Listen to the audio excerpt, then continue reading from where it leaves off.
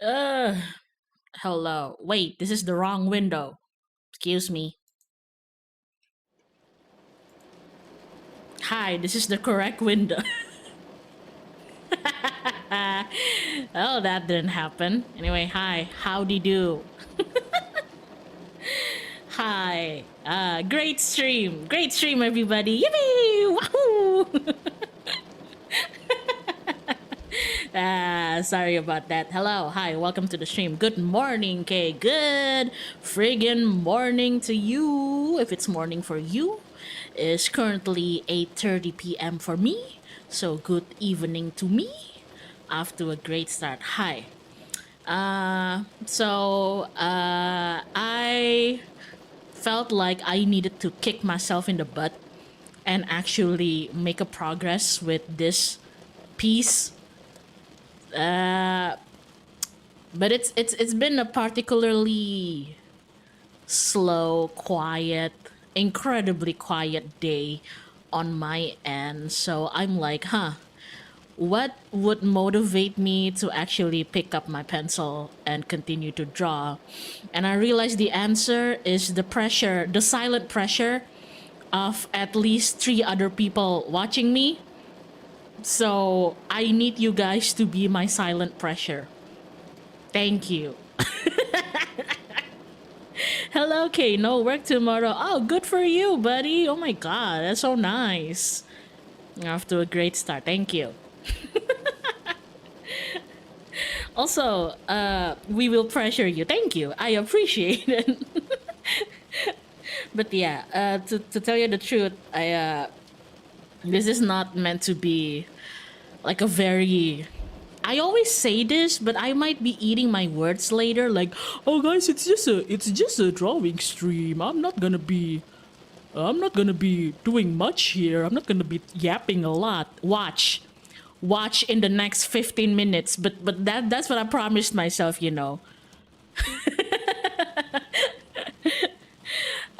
Also, there's another reason why I am doing a drawing stream. It's because I'm actually currently not drawing on my digital tablet. This is, I haven't told you guys yet, but I have been lucky enough that recently I managed to buy myself a tablet, not a drawing tablet, a tablet. I was contemplating between iPad or an Android tablet, but then I chose a Samsung tablet in the end, most likely because I've had bad experience with Apple products in the past. Not trying to shade people using iPad because I have had my chance using iPads too for drawing. And it's really, really nice. But for longevity's sake, I decided to get myself a Samsung tablet. So I am actually drawing on my Samsung tablet right now, and it's being streamed to my PC wirelessly. So this is also a test run to see like how, like, there's obviously some millisecond worth of lag between what I do me doing this, me, me, like doing something in the tablet and what actually comes up in the screen share in the PC. How's it so far? It's nice. Although I have to admit, I kind of still prefer the Apple Pencil more so than the Samsung Pencil. Although I think it comes down to preferences. When it comes to like accuracy and pen pressure, because those two things matter when you're trying to draw digitally, right? When it comes to accuracy, it's accurate enough for me. When it comes to pen pressure, I can customize it within the Clip Studio, which is the program I'm using. But I kind of slightly still prefer the Apple Pencil simply because I kind of prefer hard tips more than soft tips. How do I explain like the tip of the Samsung Pencil? It's like uh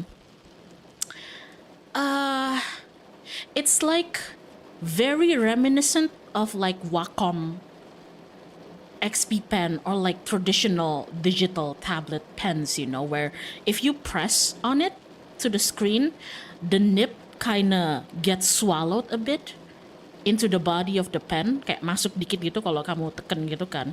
Some people like that. I'm okay with it, but after having like tasted Apple Pencil, I realized that I kind of personally prefer like the non-moving, non-swallowing hard tips. So yeah, so there you go. But and here's a big but. Here's a big but, and another reason why I ended up choosing like Samsung for myself rather than an iPad. It's because I do believe that the Samsung tablet that I use, when it comes to their pencil, they use the same technology as most Wacom pens, which is EMR.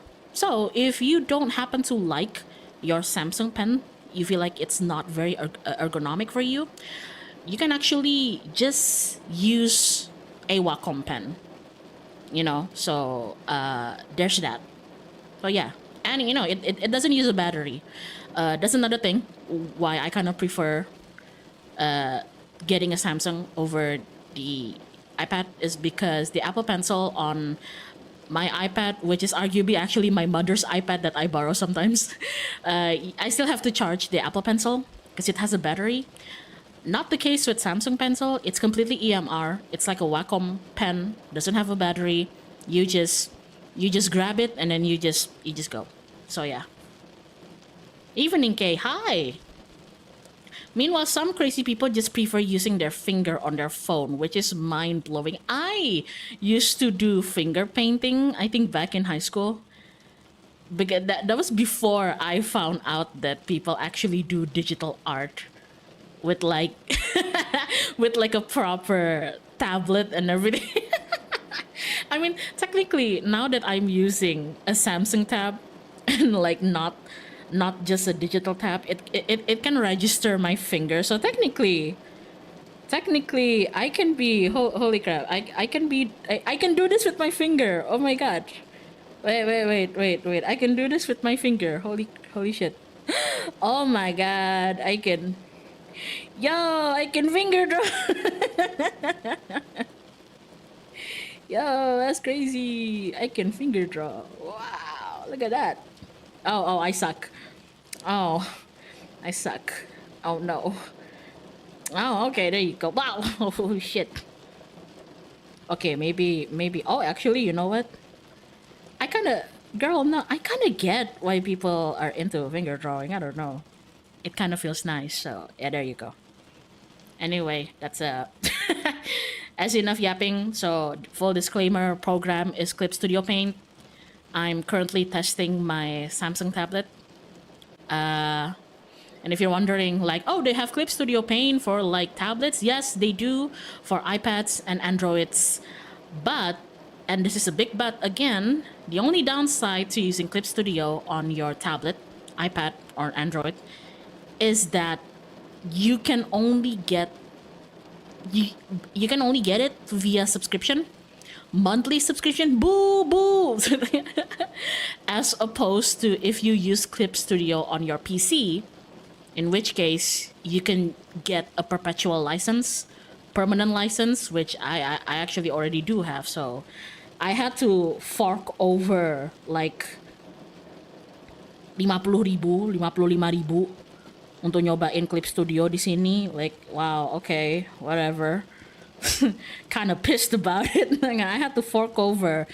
How much is like 50.000 in like dollars? I had to fork over like $3, $3.50 for like a subscription on the tablet because I'm not using it on my PC. Boo boo, $3 in this economy. You gotta be shitting me. Down with the monthly subscription. So yeah. Okay. So there it is. There you go. I'm gonna continue drawing now. I'm gonna shut up now.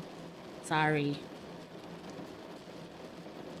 By shut up, I mean like I'm gonna see how long I can make it before I start yapping again, but I'm already yapping again, so. About 350. I do not like using line art, and people don't believe me when I say this, but I usually, hold on. Okay, this layer has to go up here. There you go. I don't like using line art because my sketches is only there to help me. So what I usually do is that I actually merge it. I actually merge the layer. Where's the merge button? Let's group it up first. That's not how you do it. Damn. The only thing that I'm like still trying to get the hang of, oh shit, when it comes to using drawing on like an actual tablet, oh, where did it go? Is I don't have a mouse. So yeah. Oh shit, where'd you go? What the fuck? Hello? Hello? She's gone! What the hell? She's gone. Okay, okay. I'm gonna move this here. What the hell? What the hell happened? Oh, it's because I did this. There you go. She's back. The flowers are so pretty. Thank you. They're actually pre-made brushes, you know. We're too lazy to actually draw the leaves in here, so yeah. Line art is not needed because if you remove the line, it's still art. That is true. That is very valid. Login. Hello, okay, hello. Like, can I tell you guys, like, my one anxiety when it comes to making or just doing an art stream is because I can't hide my mistakes. I can't hide my mistakes when I'm doing a drawing stream. And I know it doesn't matter. It's part of the process. It's fine, but you know, some part of me is still like very anxious about it. Or things like I'm very aware that using models to trace shapes and using like references for anatomy and whatnot is completely normal, but somehow somehow I get anxious about showing that process online, you know, even though I know it's completely valid, you know. So that's why I actually have a ton of respect for people who likes to, like, anyone who likes to post their speed paint, like, boom, completely beautiful art, and then under there they would like QRT it on Twitter with like their speed paint. I'm like, you know what, respect to you, my guy. Okay, where's my merge selected layer? There you go. It's a CSP brush. I actually got it. This one, I actually got it from the store. I got a few that was like free, and then I got a few that's like I had to pay like clippy points. That's another thing that I don't like about Clip Studio. Clippy points for it. So yeah.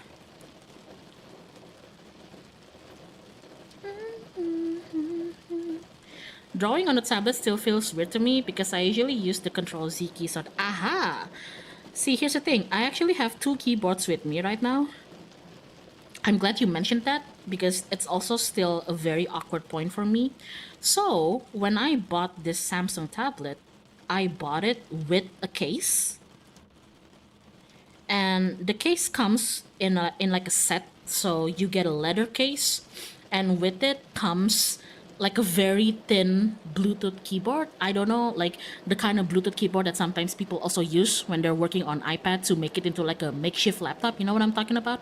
So yeah, like it's very cute because my tablet case is like lilac, which is my favorite color, and they made sure that the keyboard that they gave me is like also in lilac. So I'm like, wow, that's so nice, thank you so much. So I actually have two keyboards right now, like my PC keyboard and my tablet keyboard, so I can still, it's not awkward for me to do the undo button or anything like that. So yeah,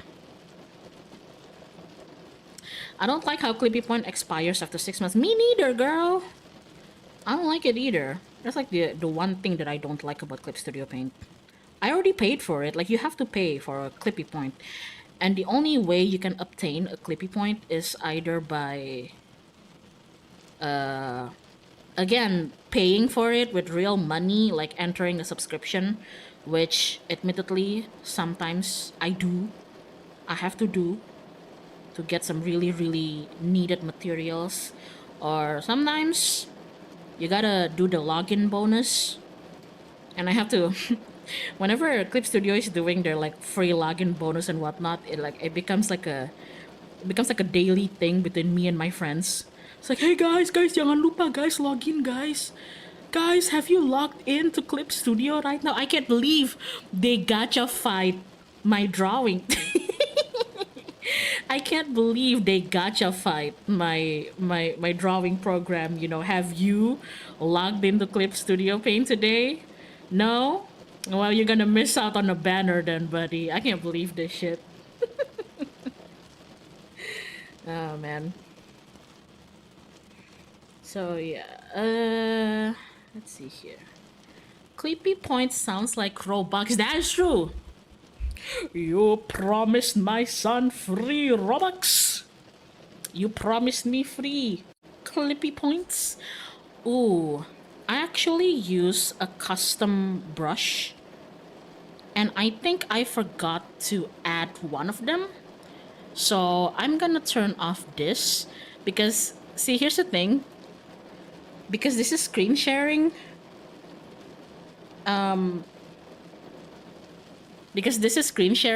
if I go outside from the app, it's also going to show like that, and you get to see a fan art of Grahatia from FF14. Unimportant. So let me just turn it off because I need to open my Google Drive.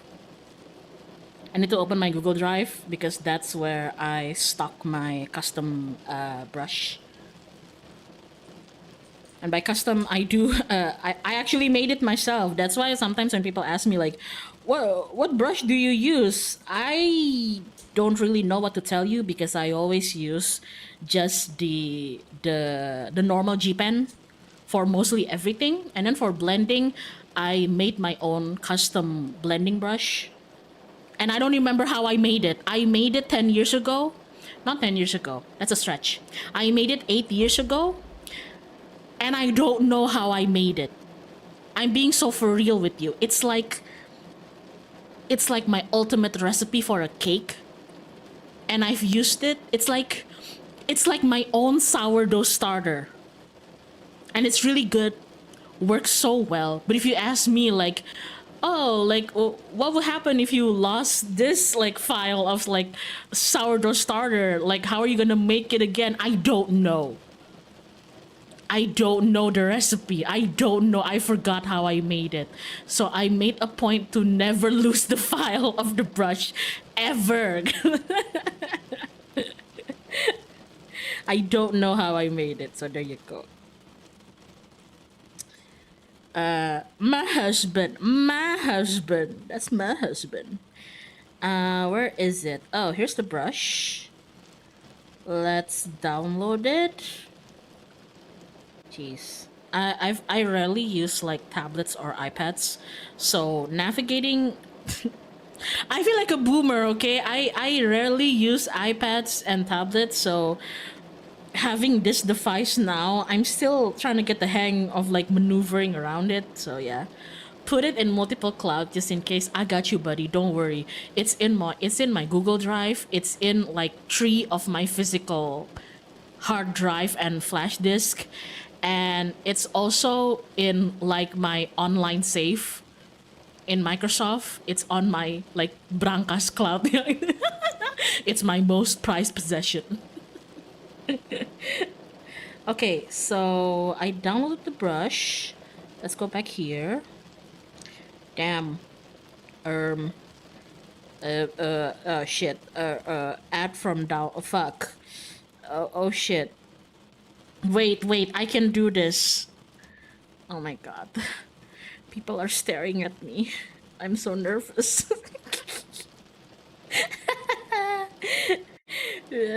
I'm so nervous. People are staring at me. Oh shit. Okay. Fuck. How do you do that? How do you put the brush in here? What? Okay. Oh shit. No. I'm so glad that you guys can't see the screen right now. And oh, I did it. I did it. I did it. I'm so smart. Okay. Where is it? Okay. Hoo-ha, hoo-ha. Okay. We're cool. We're cool. We're fine. Everything's fine. What up, Kay? Hello. Don't mind me. I'm just drawing because I feel like I need to finish this piece. Ah, that's the wrong brush. I still got it.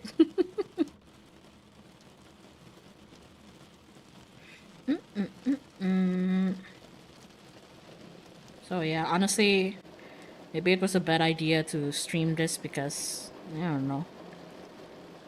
There's going to be like painfully awkward silences. But it's partly why I decided to put in the rain music. So I don't know. You can put in any music that you want. Although that kind of defeats the purpose because I like to hum and sing whenever I draw. So you might as well mute me. But if you mute me, and I start asking like, why the fuck would you stream if people are gonna mute you anyway? That's a good question. I'm rambling. Oh, shut up now.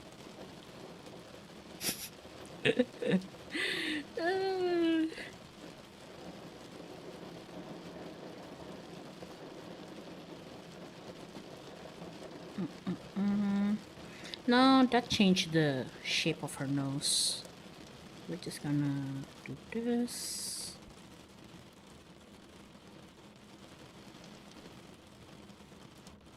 Not gonna lie, I looked out my window like twice to check if it's raining. See, I wanna put in music, but if I put in music, then I'm not gonna be able to listen to actual music in my PC.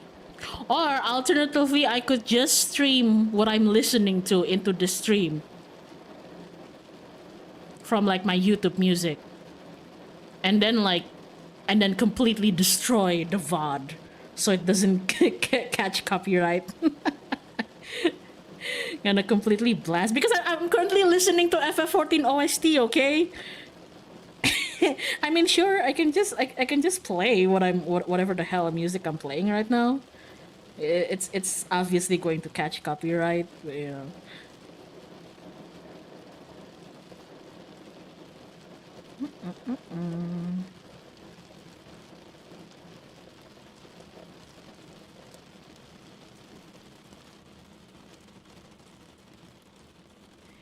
There's that plugin you could use to separate the music you're listening to your phone. I think I know that plugin somewhat, although I am not sure if that plugin is only available. Sorry, gas. I'm not sure if that plugin is only available for like Twitch or if it's available for YouTube too. Because yes, a lot of people do that on their Twitch stream. Big reason why sometimes like a lot of people prefer to stream on Twitch rather than YouTube. But I haven't done my research. I'm not sure if it's available on YouTube.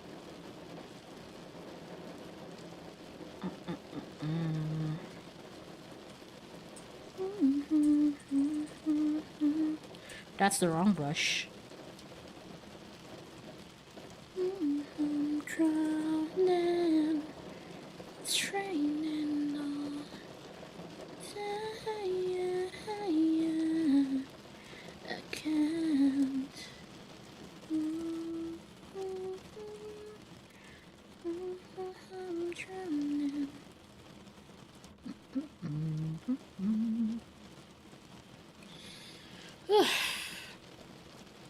Oh shit. Sorry, sometimes I'm still forgetting that this is a tab and it's not my XP pen display. So if I touch it with my finger, it's actually gonna do something. Let me forget about that. You know what? I actually might not need this because I can just look at my model on this on the stream. Since you mentioned FF14K, how are you feeling about the new changes? I'm gonna be really honest with you. I haven't really caught up that much because I haven't had the time or luxury to resub and catch up on my FF14. Sue me, I don't care really. I mean, yes, I saw the trailer and everything. I'm really excited, but I'm not even done with Dawn Trail. I'm not even done with the whole I'm not even done with the I don't think I've even reached half point of Dawn Trail, to be honest with you guys. So yeah, I feel like wow, I'm so excited, but also I'm low-key dodging spoilers left and right. And I know everybody keeps telling me like, oh, if you don't want to be spoiled, you should just go play. I know, but like, I don't know if you've noticed, but like, my FF14 account, big mistake on my part. My FF14 account is, the big non-spoiler one is the Evangelion Alliance. I'm so excited for that one though. And yeah, non-spoiler, thankfully.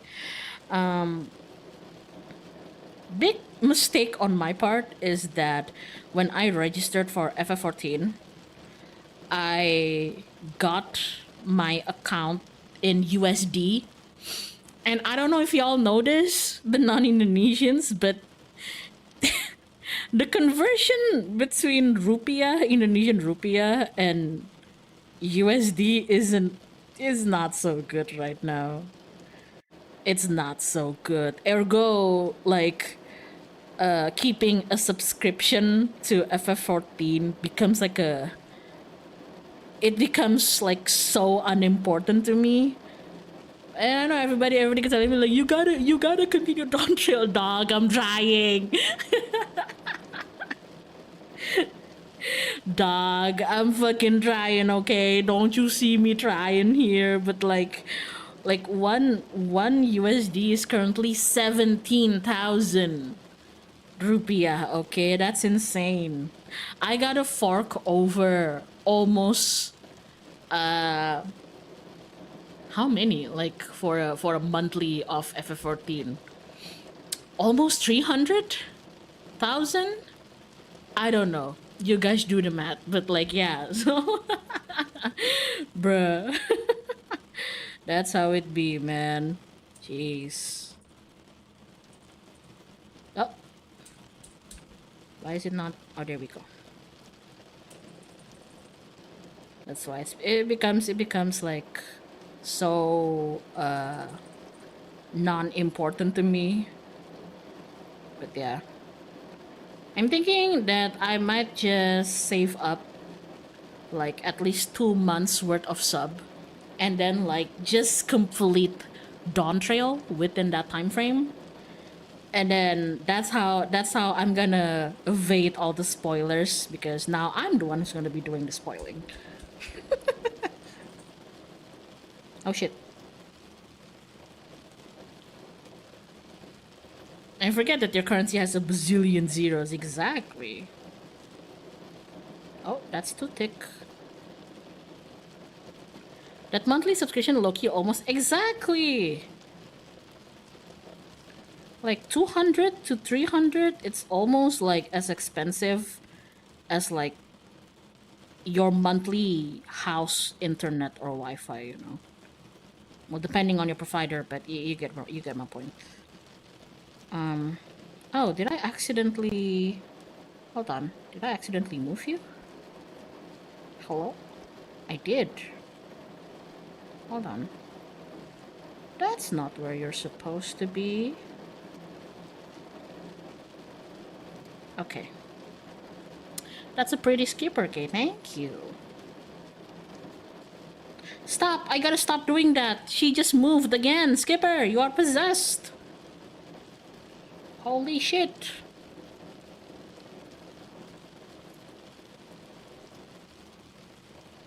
But yeah.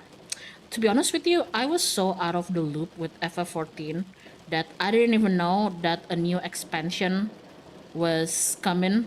The Evercold, Everfrost, I don't even know what the name is. Until I saw a lot of like thirsty, really, really thirsty FF14 tweet. And whenever it comes up on my TL with no apparent reason, not a new patch or anything, I'm like, is it a new expansion?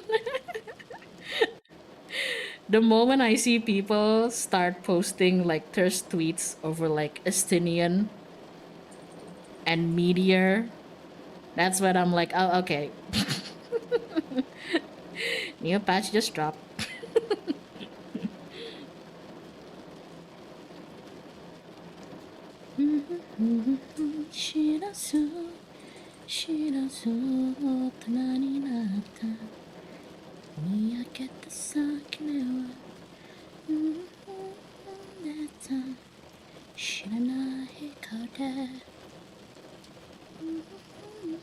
Ah, shit. I keep doing that. I gotta stop my fingers.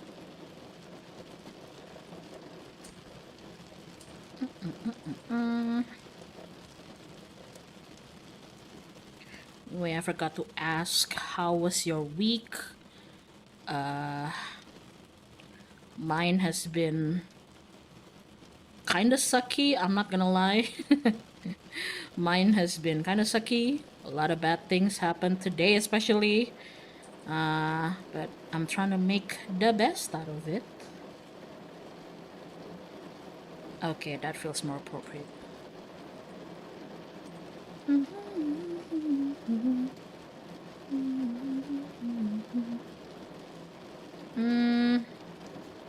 Okay, there we go. Well, no, I did it again. It sucks. You and me both, buddy. I'm sorry to hear that.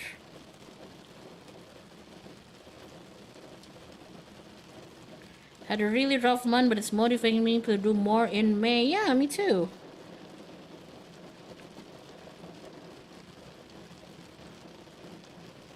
There we go. Hope stuff gets better, man. I hope so too. There we go. Whew.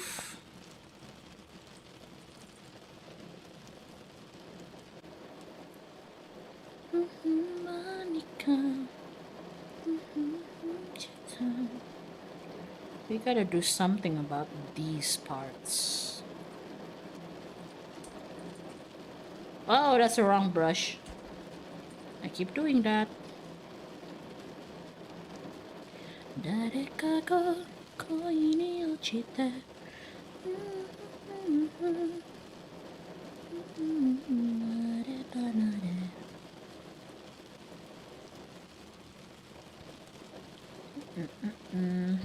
Okay, hold on. Why Why is my playlist playing Baby Shark? I gotta change this. I don't want to listen to this.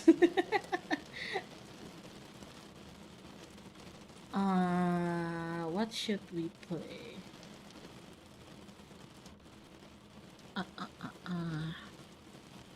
Price is going crazy over here, especially plastic. You know what, man? Me too.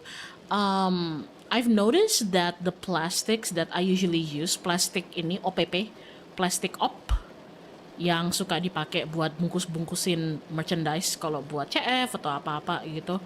The kind of plastics that we usually use to put our merch in for like fan merchandises and like KarmicKrow or like, you know, conventions and everything, the price on my end is almost doubled. So yeah, I don't know what the fuck is going on, but when I saw this I was like, what the hell? Okay. I don't want to like I'm going to be opening like a mail order soon, and I feel like I don't want to thankfully it's not so bad to the point that I gotta like raise my prices, but I've also seen testimonies from people like in Twitter that has told their customers like, I'm so sorry that I need to like add to my price at least like another 2,000 and whatnot, because you know the packagings get really expensive, but if I don't package your order then it's gonna get destroyed, or I don't know, it might just encounter problems during shipping, and I don't want that. So yeah, plastic prices remind me of that one tweet who suggested to wrap their merch in down. You know what? Actually, yeah, bring back like using banana leaves for everything. We were doing fine.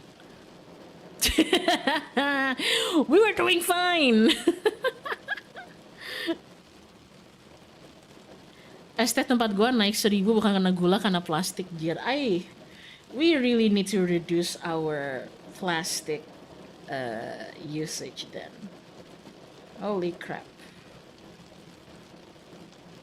All right, I get suggested like people's cover of Magnet a lot, because I don't know if you guys heard, but like Magnet is having a revival, a new version from the original producer. I'm like, you know what that means? You know what's gonna happen the moment it drops. You know what that means. I don't know. But you know what that means. I already had one friend of mine who asked me like, hey, and I'm like, yes. Oh my god, did I do something wrong? And she's like, do you like when the new Magnet comes on, do you want to do Magnet with me? Ow.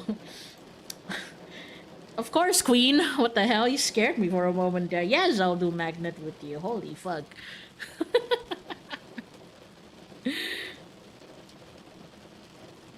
Okay, these lips are bothering me because it's not supposed to be like that. Okay, kind of better. But yeah.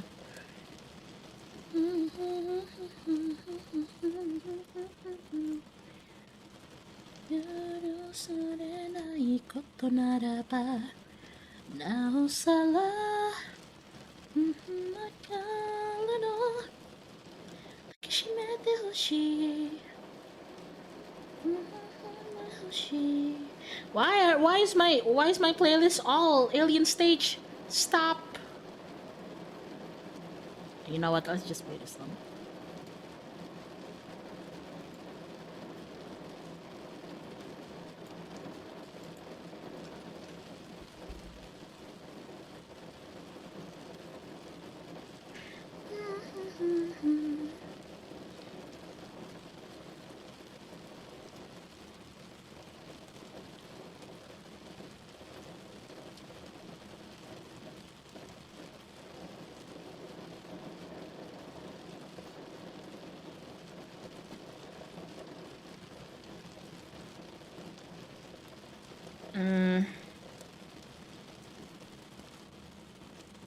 This is actually better for the shape. Nah, okay, we'll stick with that.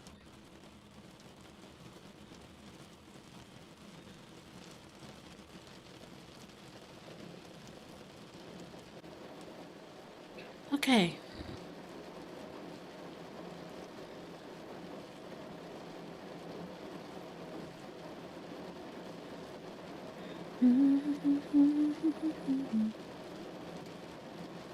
And yeah, I don't know if you guys noticed, but right now all of my layers for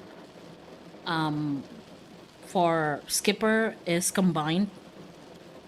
And usually my process is that I combine all of the layers, but I keep a backup. So every time I want to make a major change, I put them in a folder and then I duplicate the folder.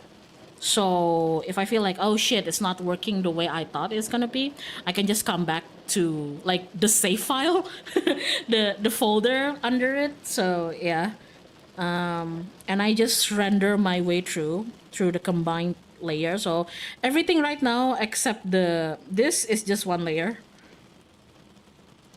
And later I'll actually put my line art later.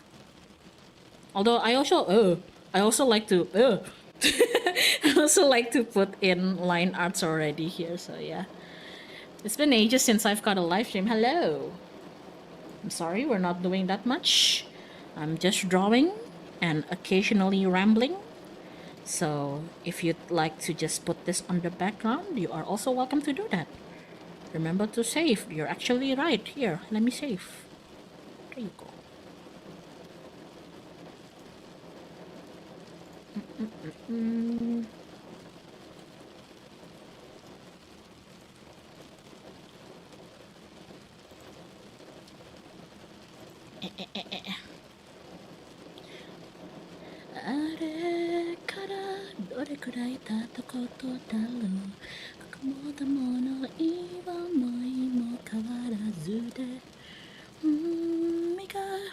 Hello, Kay. Hope you're doing good. I am doing, well, not really fantastic, but I'm hanging in there.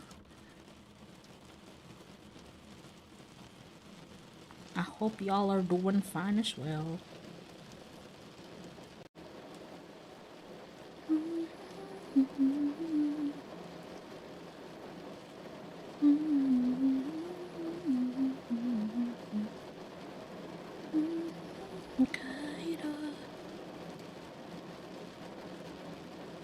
Oh, right. Also, I have a timer set next to me so that I also remember to take breaks. Actually have a, because I've been rambling so much, I actually have a break in like 5 minutes, which doesn't seem fair, but I gotta follow it.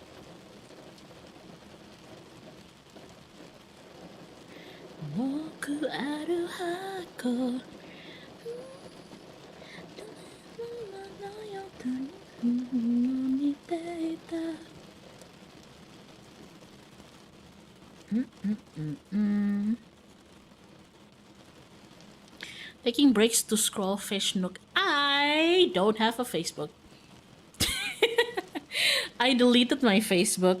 I have like a personal, like private Facebook. But I deleted it about, I don't know, 2 or 3 years ago. So whenever there's like Facebook drama, especially in the Indonesian scene, scratch that, in the Indonesian weeaboo scene,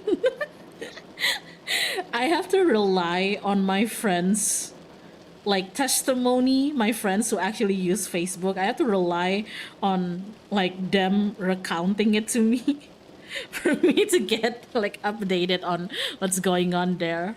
So yeah.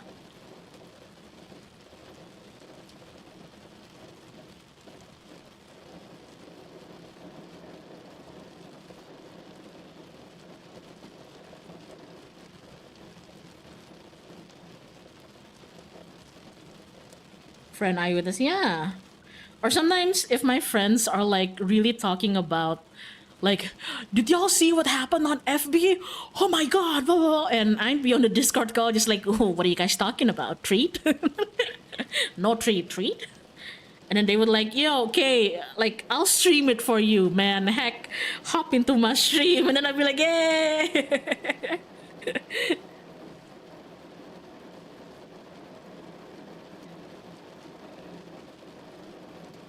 Does she have a little? What are you guys talking about? Nothing. Treat?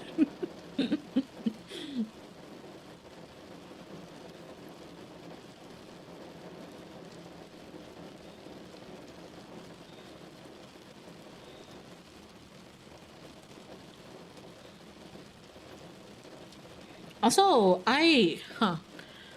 now that I think about it, I don't use TikTok and I don't use Instagram. So actually, my only like really active social media platform is just Twitter and Discord. And I feel like that's both nice but really concerning that it's those two. Like if somebody asked me, somebody who's not a VTuber, who's not a Weeb or anything, and they asked me like, oh, like which platforms are you active in, and I say like Discord and Twitter, I feel like they're gonna eye me, gonna like,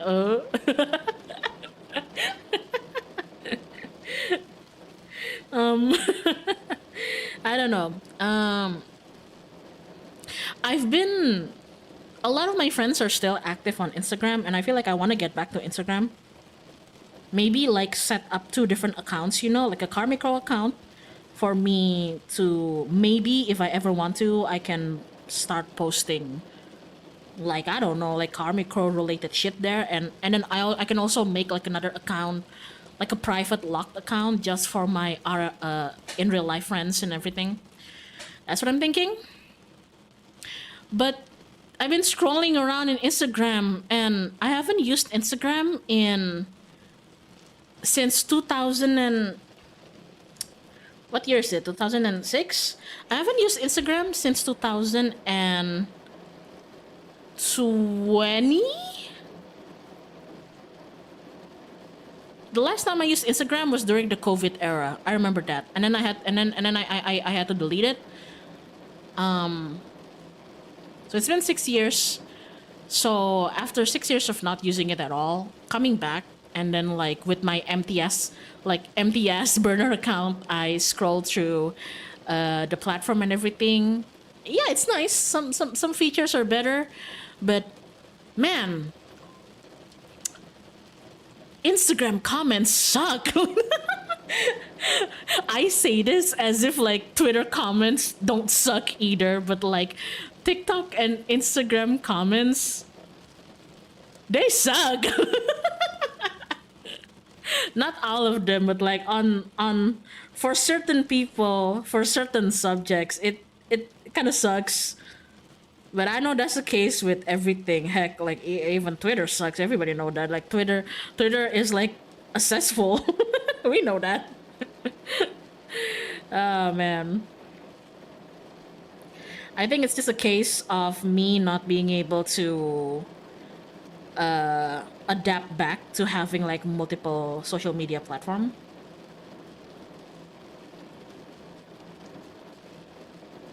But I feel like I need to learn to do that again, whether I want to or not. Especially if I don't know, if I want to reach out again to like a wider range of communities, see what's up in the art world and everything. So yeah, I need to train myself again.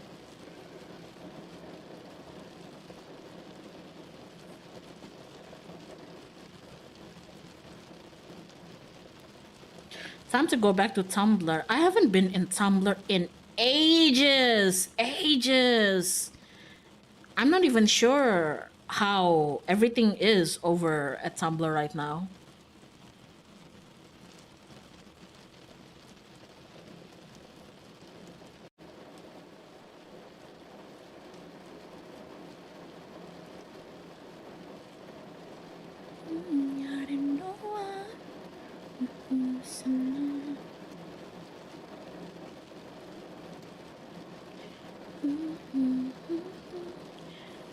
Gotta get you back on that Homestuck IV drip. It's so funny that you say that because I actually don't follow Homestuck. But so many people think that I do. Even my best friends. You know who actually is like a Homestuck homie It's two of my friends and mod, Fish and B. They're the actual Homestuck homies, and whenever they talk about Homestuck, I just nod and listen, like, wow, that's fascinating. But I don't actually. Sometimes I get lost. I actually do not follow Homestuck at all. But sometimes people tell me, like, I really thought, like, you give off the vibe of somebody who follows Homestuck. And I'm like, well, you're not the first person who told me that, so yeah. I mean this in the best way possible. That might be the most shocking thing I've heard. It's all right. You're not the first person to think that I give off a vibe of somebody who's into Homestuck. But my mods, Fish and B, my friends, they're really into Homestuck. That was like their core foundation of every single other fandom and interests that they are now into as an adult. So it's a precious big part of their life, you know. So sometimes I'm happy whenever they explain things to me, even if I don't really get it. One time they made me take like a Homestuck test. I forgot what it was, but I forgot what they were testing you on. But like Homestuck homies like enlighten me. Like it's a test to determine which, what do you call it? Like which, it's not really element. It's like which alignment you are. Yeah, the aspect. There you go, the aspect. So yeah, but I kind of forgot which one I got, because we did the test like years ago and I didn't know anything. My friends just gave me it and they told me like do this test and I'm like okay. I didn't know anything, so I kind of forgot what I got. But yeah.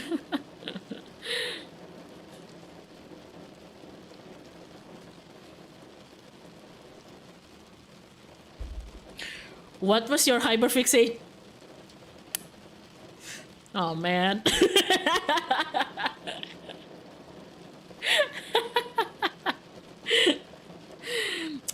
Oh man. Well, look good, thank you. Oh man. Well, there's no shame in admitting this, but number one when I was super young is definitely Harry Potter. So yeah, there's that. Super into Harry Potter when I was young, and admittedly, I still am. I just get super tired of. Well, you know, I don't need to. I don't need to make mentions of it, but yeah. I was really also into. I was also really into The Legend of Zelda. I don't know why. And this was pre Breath of the Wild. So yeah, there's that. Uh, Naruto, I still I still have a big hyperfixation on Naruto. And then like uh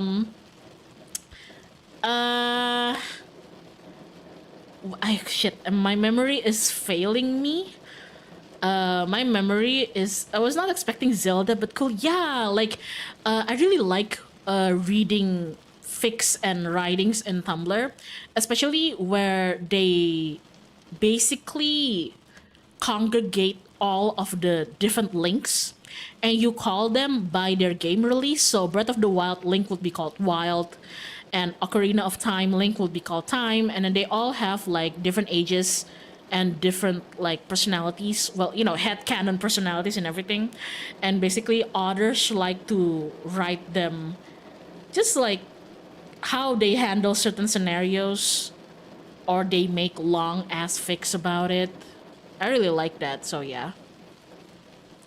Were you also a Hetalia girly? Yes, because back in high school, one of my best friends was severely shipping Spain and England. So I got dragged into it somewhat.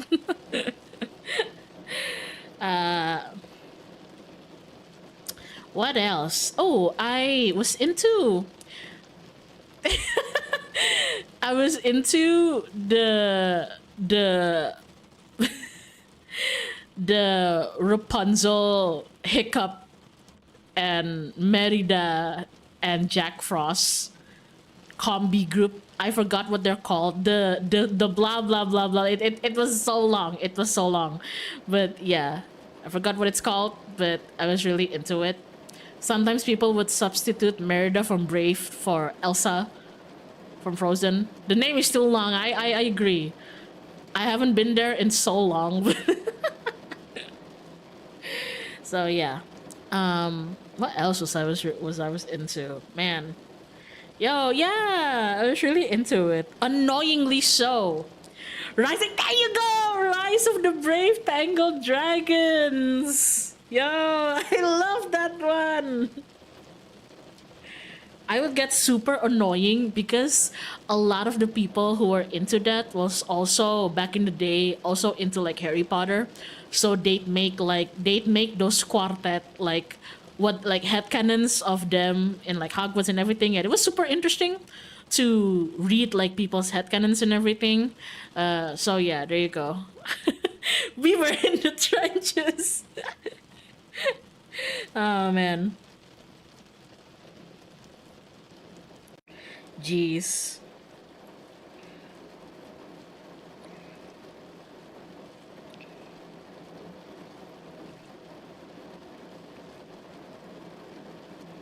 I haven't like logged into my AO3 account in so long. But if I did, although nowadays I feel like if I ever want to post a fic again in AO3, I might just use a different account. Might even just use KarmicKrow shamelessly. I don't fucking know, but I don't know. But like, I made a 50 chapter Attack on Titan fanfic. It was initially a gift for my friend because she wouldn't stop whining about me not making fics. So I'm like, fine, like I'll make one. And she's like, can you do Attack on Titan? And I was like, at the time, I wasn't even that into Attack on Titan. But my friend was a hardcore Fujoshi, and she was really into Attack on Titan because she liked Eruri, Erwin, and Levi. And also Levi, Aaron and Levi. So I started writing it for her, and I asked her, like, what do you want me to make it into, like Eruri or like Erwin, Levi? She's like, no, like you can just do your own thing. And I'm like, okay, can I make my OC? Can I just make an OC? I feel like I wasn't that very good at writing back then. I still am. I'm very good at writing now. Like I was so bad at writing back then. I asked her like, can I just like start with an OC? I feel like fleshing out an original character is easier for me rather than writing in a POV of a canonical character, because at the time I haven't like followed truth with AOT, so I was scared of like misinterpret like making the character out of character. But you can't make out of character with your own OC, so there you go.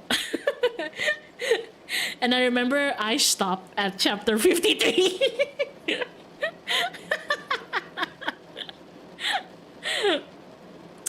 And then when I was in college, this is so embarrassing. When I was in college, I started posting again in my AO3 because my friends, my classmates asked me to write a fanfic, but not about us, not about them. They were like, can you make a fanfic where it's not really a fanfic actually. It's an original work, an original crime novel. And they were like, but can you make so that the characters are basically reflections of us? And I'm like, so you want me to make a novel with all of you in it? All like 60 of you in it? But like, I'm just only going to be taking in some of your personality traits. Is that what you want? And they're like, yeah. And I'm like, Okay. So I started like writing and posting, and it got to like chapter like 10 or something. And it was really funny because sometimes after like our seminars were done, I just text in the group, in the class group chat. It's like, I don't know if anybody wants to hear this, but like I posted an update, and they were like, wow, look, we gotta read it.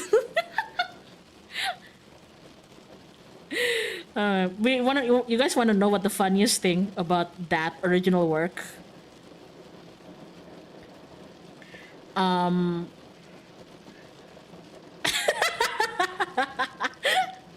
Oh man, that's so funny and so toxic. There was like one guy that I was pissed off a lot during my time in class in college. So when I had to transfer my classmates into the fanfic with their consent, of course, this entire thing was consensual. Oh my god! But like, when I had to transfer his character into the fanfic, I made him die on the first chapter.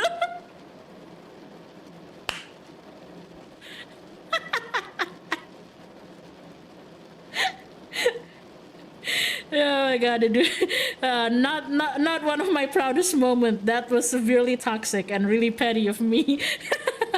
Oh my god, I made him die in the in the first chapter.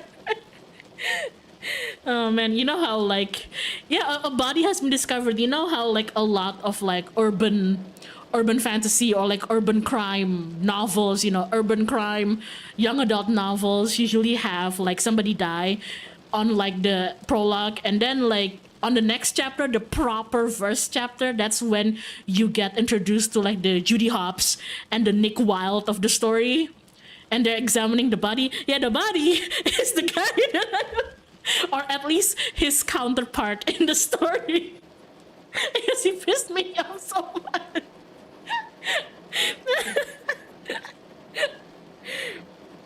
But like, that was the wrong thing to do because he ended up liking it. He was like, "Whoa, that's so cool. I'm like the character that like propelled the story, Like that's so cool. Like my death is the reason that the detectives actually got to work." And I'm like, whatever. Whatever. It's not like I did it for you. Shut up, bozo. God damn it. I don't know. Is it funnier for you guys if you learned that I made the manner of his death an explosion? Because I was like, this guy pissed me off. Like I don't want to like write an extended character for him. I'm just gonna have him die in the first chapter. But I also don't want like I don't want this character to just die like a brutal death. So I made him explode. Might as well make it theatrical. So yeah, there you go.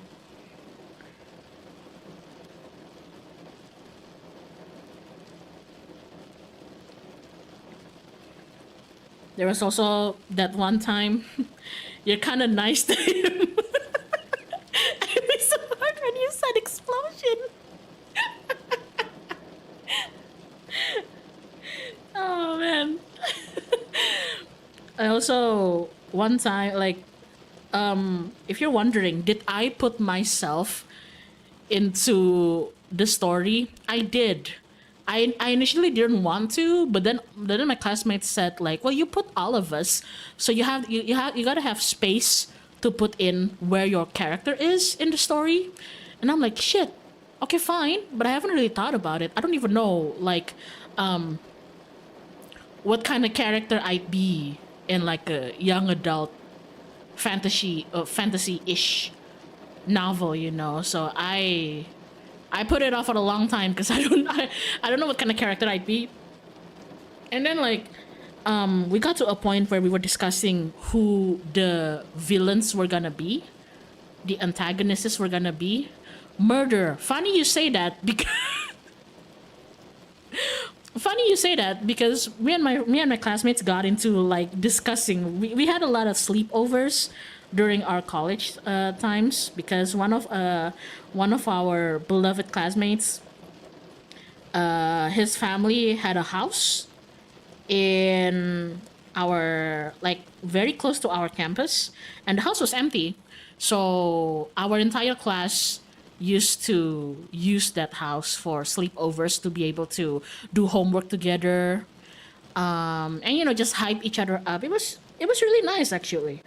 And I remember in one of those like late night homework session where we were all sleeping over and everything, we got into talking about like, okay, who's gonna be realistically between every one of us in this class, who would be on the antagonist side of this original story, right? And then we picked a view, and then my friend said, okay, those are good picks, those like 5-6 people, but I feel like they would be a red herring, And I'd be like, what do you mean a red herring? And they're like, yeah, they would be like the people who you think like they're the bad guy, but turns out like even after the protagonist has defeated them and everything, turns out like they're still like the true manipulator and everything. And I'm like, okay, who is gonna be like the true manipulator? And then everyone looked at me, and I was like, oh, okay. I, you guys think I'm capable of manipulating people? And they're like, yeah. I mean, you're really good at Among Us. Okay, fair.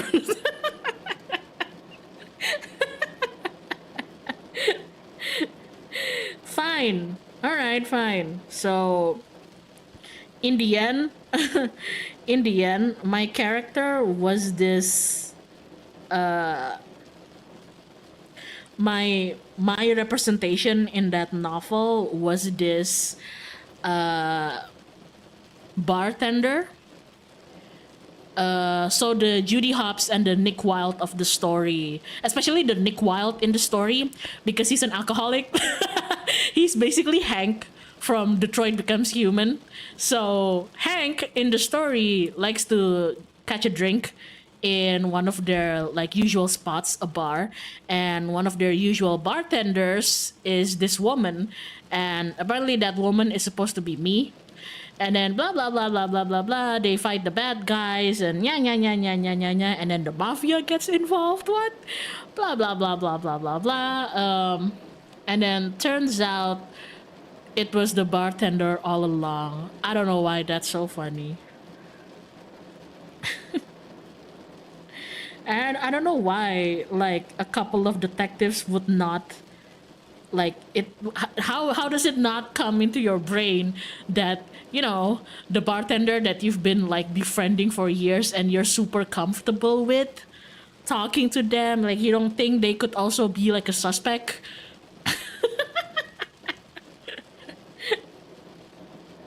Apparently that woman is supposed to be me.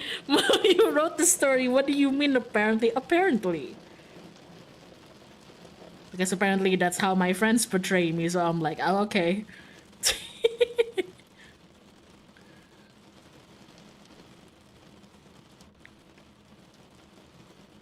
Okay, pretty good. You made them like that, girl. Oh my god.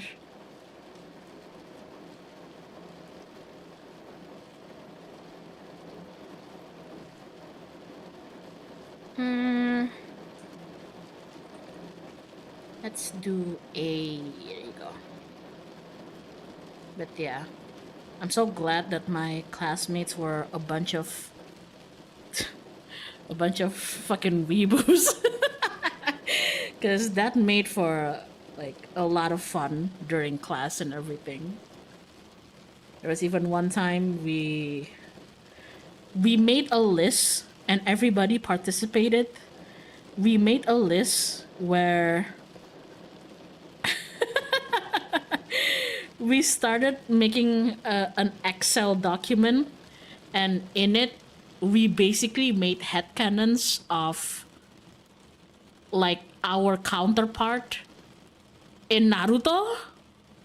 So like everybody's like, okay, who's Naruto? Oh, that guy's Naruto. Okay, that guy's Naruto. Who's Sasuke? Oh, that guy's Sasuke. Oh, okay. Who's Shikamaru? And we would like seriously discuss it, like which one of us, like 63 motherfuckers would be Shikamaru. And then somebody would like put up their hands and they're like, I feel like this person would be Shikamaru. And they'd be like, what? And everything. And then basically we didn't leave the room until that Excel document was completely filled with like 63 of them. And then the next week, we made the same document, but with Animal Crossing. So, yeah. To be fair, I have those moments where I'm writing and the twist literally twists itself into my brain, and I'm like, oh god, Lord, I know, like she's my OC, they're my OC, but I still get horrified by some of their actions, you know.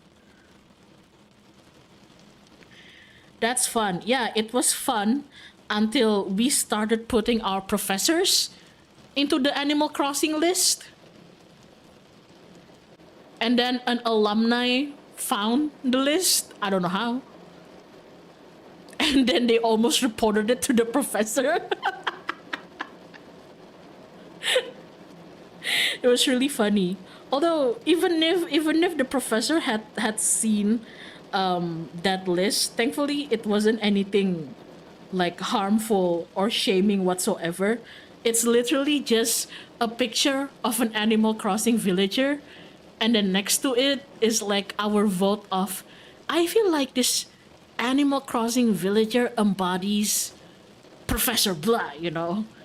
And under this, like, I feel like this villager is very Professor Blah, you know? Oh man.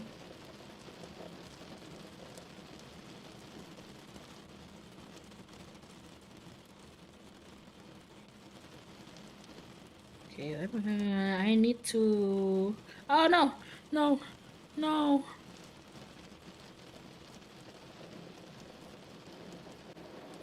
I still haven't forgiven my friends because on the Naruto one, they put me in as Tsunade.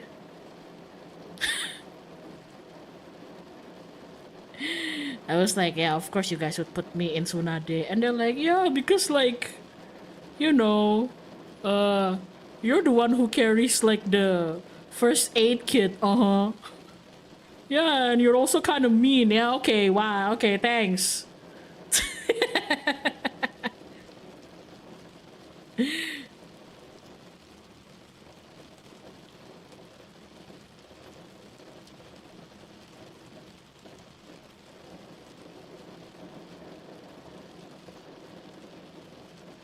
Oh, I do remember that we collectively put one professor that we didn't like.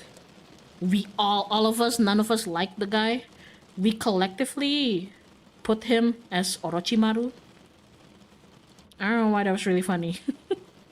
It's like the funniest. It's like this is the funniest thing. Oh, it's like the funniest thing that we could come up with.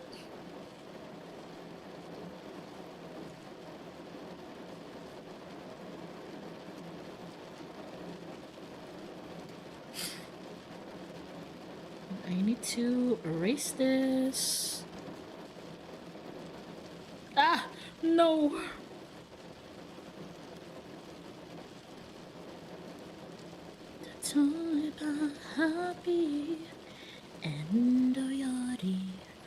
Listen, for some people, being Tsunade is the highest compliment they could get. Honestly, like, Tsunade is awesome. I like her.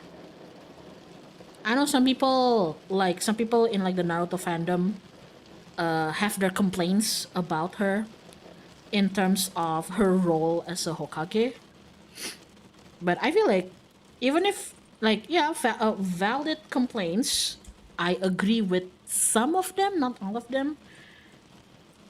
But I still don't think that she's the worst Hokage that has ever taken the throne. I mean, for God's sake, we have Sarutobi. I'm sorry, Grandpa.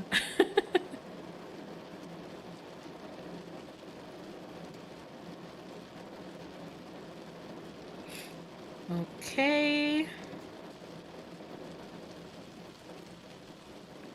Now the title goes to Danzo. Was like sometimes I forget that in my mind I don't even consider like Danzo as like a proper Hokage, you know.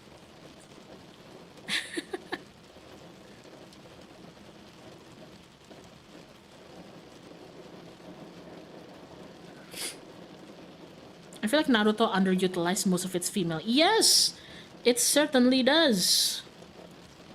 I mean, just look at Sakura. She could have been doing so much more. Like Kishimoto could have had her doing so much more. Like if Kakashi himself admitted early on, especially already during near the time that the Team 7 was gonna go up against like Zabuza and Haku. Oh, sorry, homunculus. Dogs are barking. If Kakashi himself admitted that Sakura's chakra control was immensely good and she's basically a really, really good genjutsu type, I was like really looking forward, like after Kakashi had said that, especially during that training where they were like running up a tree and Sakura even like managed to beat Sasuke and Naruto. I was like, oh my god, like are they finally gonna like develop like something out of her? And it didn't happen until like later on during like the Chunin exam. So I'm like, what a fucking waste. Yes, and Tenten, oh my god. And Tenten. Kurenai too, because like remember Kurenai went against Itachi? And everybody was like, whoa, Kurenai is like the master of like genjutsu breaking, you know, and whatnot, blah blah blah blah. But like most I saw of her was that one fight she had with Itachi. And then after that she got pregnant with with Asuma's kid, and then Asuma died. And then after that, because she's pregnant, everybody's like, "Oh, Kurenai can't fight. Like she's pregnant, and everything." So like, we're not really gonna put her that much into the story. Like she's gonna have some moments with Shikamaru. But like that's about it, you know. And then the next time I see her, it's already like the time skip, and the daughter's already been born, and I'm like, what the fuck happened there? Mind you, she came out of that Itachi fight. She did, and I was so excited because I was like, wow, Kurena is so pretty. Her design, like wow, so cool. And then like when I saw the fight with Itachi and the the genjutsu aura maxing, I was like, whoa, so cool. But then I never really got to see much of her after that.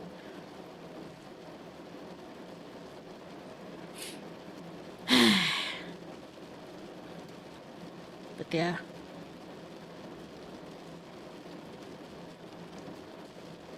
That's why everyone should read Witch Hat Atelier. Shameless plug. That's why everyone should read Witch Hat Atelier.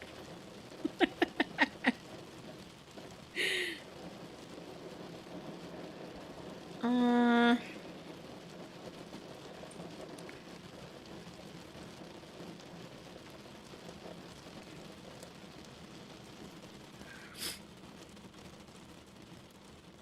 Kurenai was my Naruto crush, and at this point, I think all my anime crushes is fated to not having screen time. I was really into Orihime in Bleach, and there were a lot of moments that I was really satisfied with Orihime. And then there's also a lot of moments where I am not satisfied with how Orihime is written in like the overarching story, you know? So, yeah.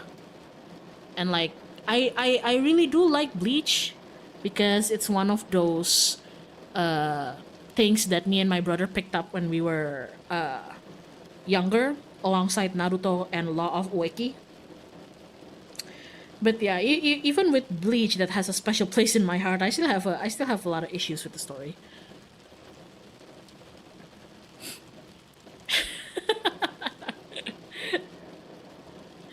After meeting Kifrey, you started having trust issue. Yeah, I love that guy.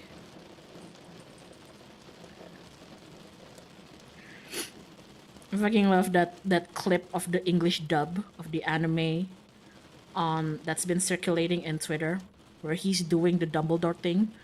Where he can, Harry, did you put your name in the goblet of fire? But his version was like, Coco, tell me, what did you draw? Coco was like, I don't know. Oh man.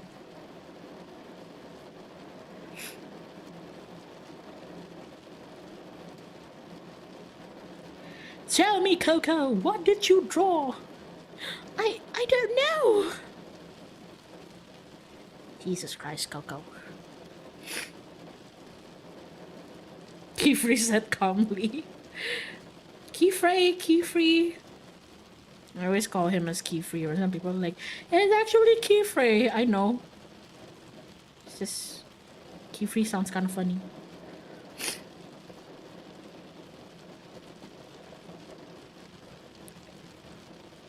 This is actually turning out better than I thought it was gonna be. What other things have I been really into? Admittedly, my brain isn't really working that well right now in terms of like getting into medias, because I can't stop playing Breath of the Wild. I'm so sorry, guys. Like, I haven't been streaming either because I've been playing Breath of the Wild. Every day I wake up and I do my house chores, and then I get some work done. And then when the sun sets, I open Breath of the Wild. So right now my brain is so Zelda pilled right now. So yeah. God. I'm currently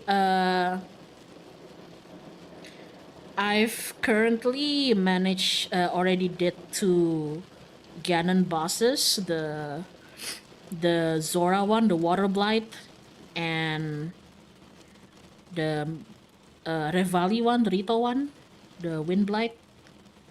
And I'm making my way to the Goron area.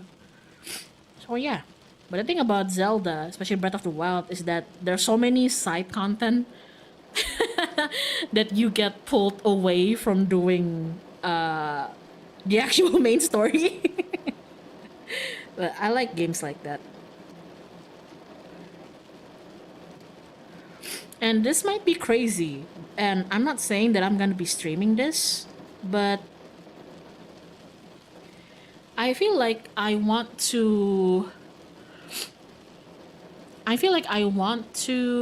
replay Xenoblade Chronicles, the definitive edition, because yeah, I finished the game a while ago, a few years back. But for some reason, and I don't know if this is like a memory issue with me, I cannot recall a few big points of the story. Like, I can recall like the overarching theme and basically the overarching plotline, but whenever I get like algorithmed on YouTube and it gives me like cutscenes from Xenoblade Chronicles, there's oftentimes I see it, I watch it, and I'm like, why don't I remember this cutscene at all? And it's not even like the optional heart-to-heart cutscene. It's not that. It's actually like the main story cutscenes and everything. And I feel like my memory of it is so blurry. And I start to question, like, was I really paying attention during my first time playing it? I feel like I did, but then why is my memory so blurry? Why can I remember games that I've played years and years back? Like why can I remember like Persona 4 or like original Persona 3? Why can I remember like Twilight Princess and everything? But I played Xenoblade Chronicles like 2 3 years ago, and I can't remember a lot of its points. So I feel like it deserves a replay. So yeah, the pacing in that game was quite slow. It is. Maybe that contributed to why it feels that way to me. But yeah. She has the mentors, yeah. Actually, probably because you were distracted too, probably. Actually, I know like other factors of why I've been having a few memory problems, and I need to work on it too. Not really gonna get into like the nitty gritty details of it, but it's because I've also recently, not really recently, but in the span of my life, it's pretty recently been diagnosed with something mentally. I've made mentions of it several times, I guess, and it's a situation where sometimes when it's bad enough, I it really does make me subconsciously create memory blocks, mental blocks in my memory, so that I don't remember like certain timelines, certain time blocks in my life as a way to cope. So there you go. That's why like that's really funny because like I remember when I was really into Tokyo Ghoul. Oh, that's another thing that I was really into when I was younger, like Tokyo Ghoul. I remember when I was really into Tokyo Ghoul, and it was revealed that Kaneki actually didn't really have such a good childhood with his mother and everything. And then everybody was like, but how come? How come if he had such like trauma in his childhood and whatnot, how come does his adult self not remember? Like it's not even possible. And I gotta be that person that's like, it's actually quite possible. You know, when you're in a high stress situation, especially in his case where you're like traumatized and everything, your brain just refuses to remember. It's an actual thing. So now you look like an idiot every time someone is like, hey, remember when blah blah blah blah? I gotta be the person that's like, oh shit, I actually don't remember. So yeah.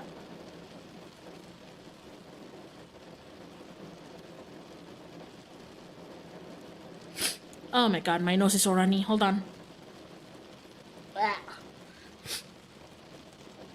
Okay. Ooh, I don't like how this is looking. I forgot. That's me. I forgot.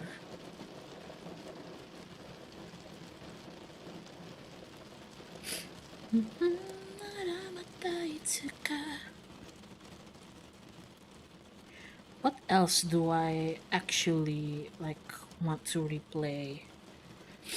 Aside from like Xenoblade.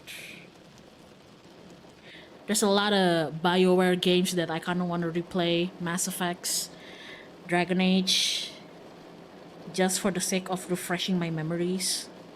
So that when I argue with people online, I can actually say that my facts are straight.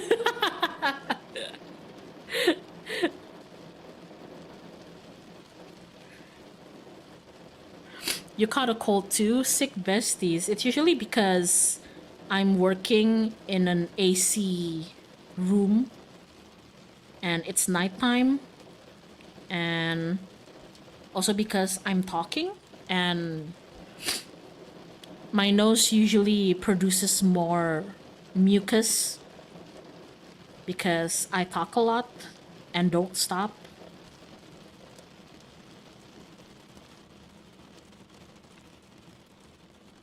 There you go. Okay, the hair is actually coming out pretty nicely. Wow, I'm kind of proud of that. Wow. I kind of want to tackle the bangs first before I get into the face. I remember when Twitter was so rife with the "Are you a real fan if you don't play the game?" discussion. I don't know.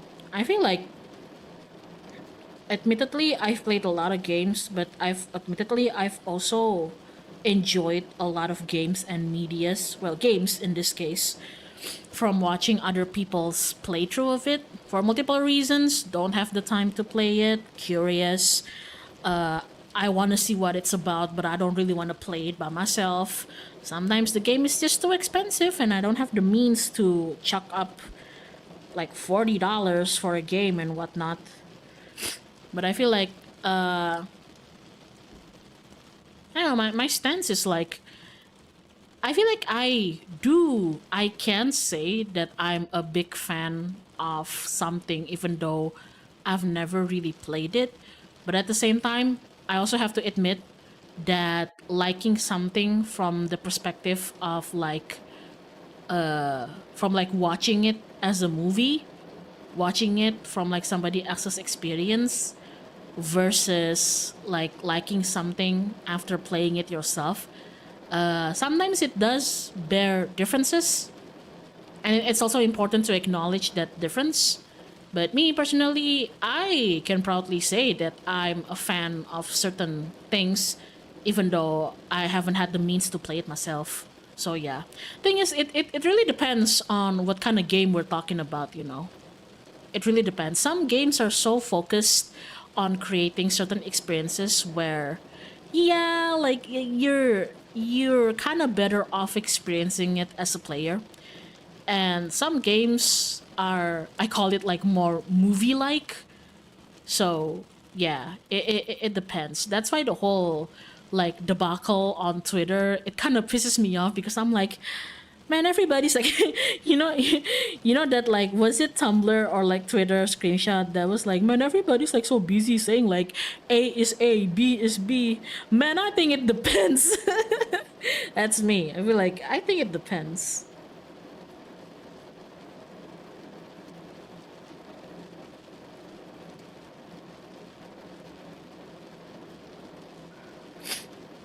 One thing that does piss me off though is like, but I do get pissed off. I do get pissed off if like, if somebody who hasn't had the chance yet to actually try the game at the very least, come up to somebody who has tried the game and try to, and then invalidate their feelings of experiencing the game as a player, because I've had that happen to me. I don't mind like discussing games and their plot lines and theories with like friends of mine who has only like seen me play it, but they've never really played it themselves. That's fine.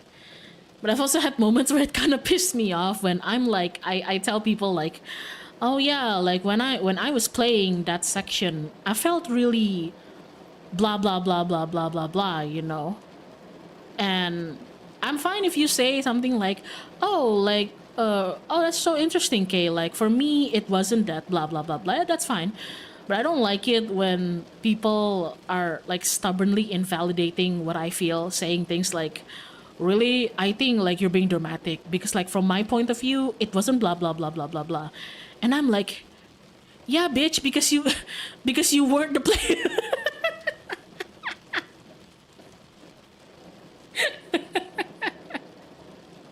That's when I immediately get triggered there, I was like, okay, I guess we're just invalidating people's feelings now. Okay, bitch, whatever. Okay, and you didn't play the game. What do you want me to say? Like, especially if it's a horror game. Especially if it's a horror game, because I had an acquaintance who admits themselves that he wasn't very good in horror games because he's a scaredy cat. He himself admitted it. And then one day on Discord, I was like, "Hey, how about like I played a horror game, and you just get to watch me, you know? So you're not playing, so it kind of maybe takes off the scariness a bit." And he was like, "Yeah, okay, sure." So I did that. It was pretty scary and everything. And then after we were done, I was like calming myself down, you know, because it was kind of scary. So I was like, "Oh man, oh, I was so good, but that was so scary, especially during that part, blah, blah, blah, blah, blah, blah." And then this guy goes like, "No, it wasn't scary at all.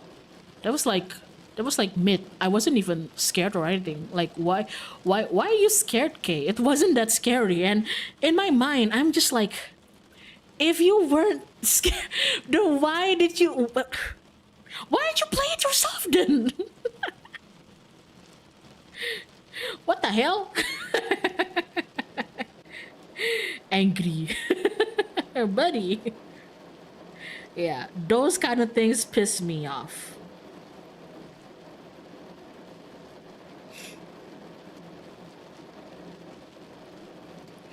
Oh, buddy.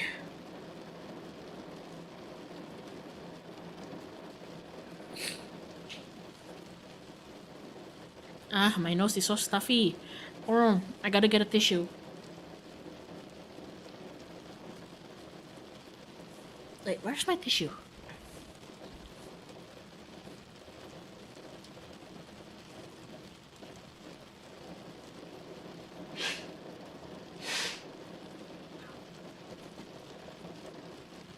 Sorry, excuse me.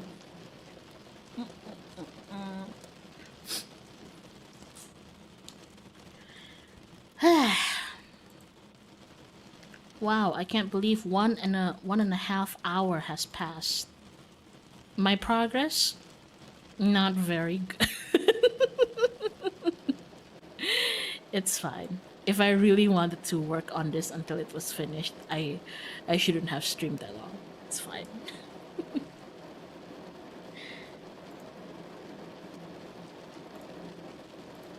Ah, hold on.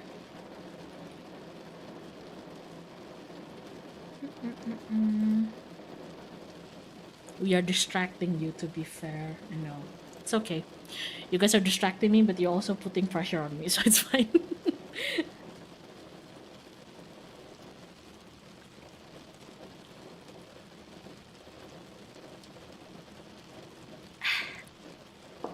Have you watched Project Hail Mary? I love Project Hail Mary. I love Project Hail Mary so much. Although, admittedly, I haven't had the chance to read the novel. Some of my friends have. Some of my friends were actually like book readers before the movie even came out. And they tell me like it's actually kind of interesting too to read it. So maybe one day I'll pick it up. But yeah, I really like the movie. I really like the movie.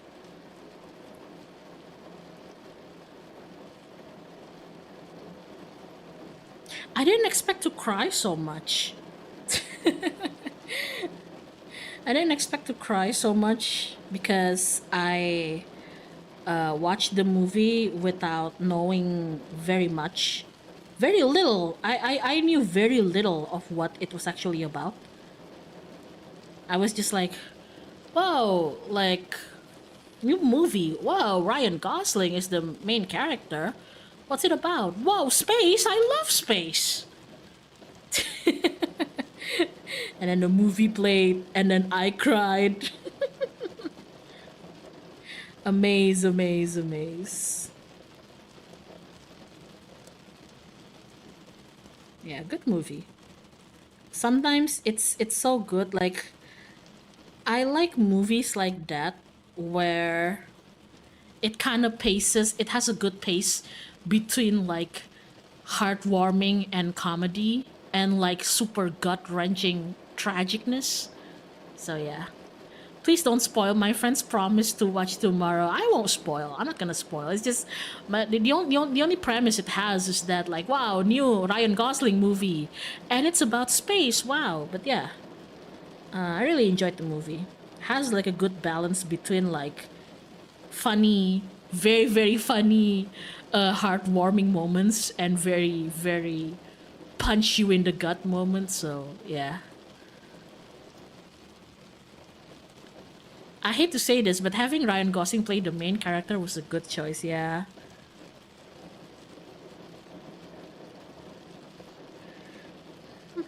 会いたかった形だけのつなが空だそれは愛さなきゃダメだったからダメだったどうして僕ばっかスタイル魚もどれも綺麗だったどれも嫌いだったどう頑張っても僕は普通ビリバビブHow shall I put this? Ooh, I could put it as... You know what? 雨が降って夜が待ってあの子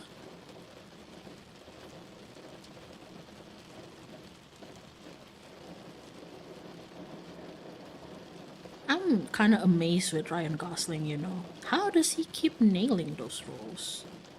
Like Blade Runner, La La Land,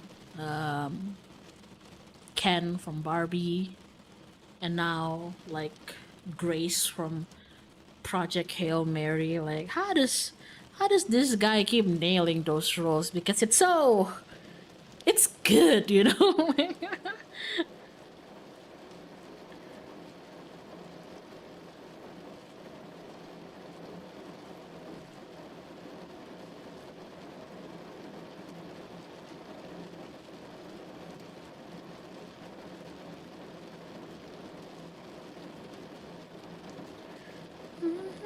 He is Ryan Gosling, that is true.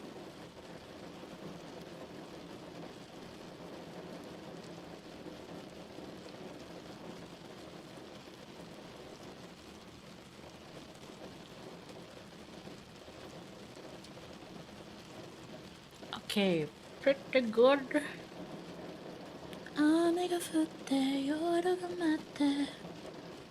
I'll do like the rest of the hair render later.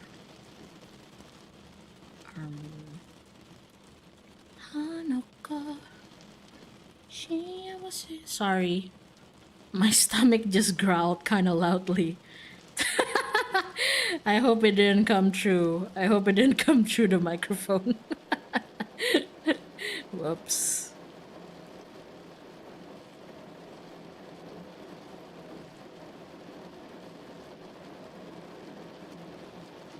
Okay.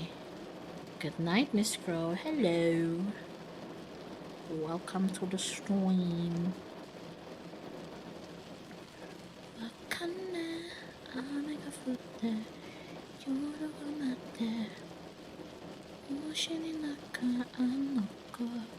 Remember to flip your drawing.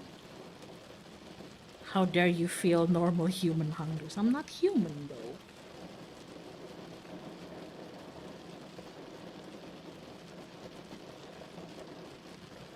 Remember to flip your drawings.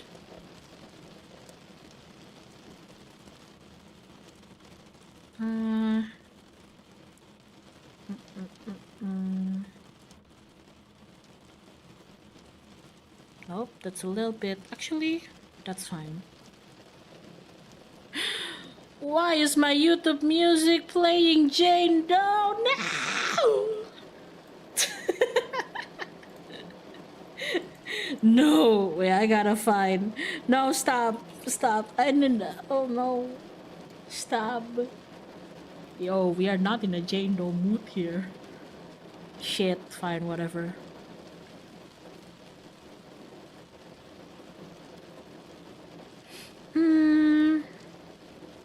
It's a sign. For what?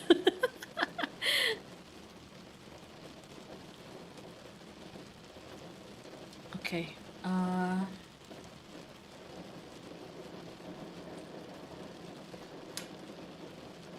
ガラスの上を嵐のまま歩く痛むことに寝て落ちてくお願いその赤いや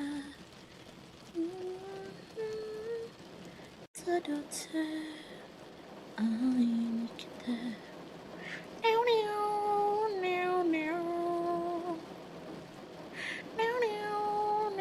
In comes Kenshi Yonezu. Sabita puro ni Hanatan.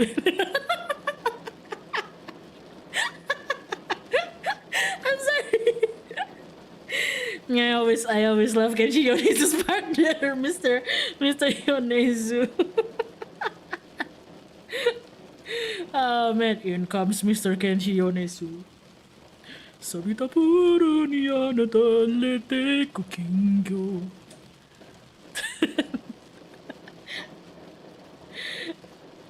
Shinabita himi no hana ni nokoru kizu wa toi no yo ni oyoi namai ko. Doko ni koko ni iru yo. Sutto miteru yo. Machikai de mitaso. Soba ni te yo. Asobi ni koyo. Doko ni luno deum deum deum deum deum deum. Ouch. To be fair, he sings with Ryutada Hikaru. The bar is high. I know. I wonder if he was nervous or something. Just like, oh shit.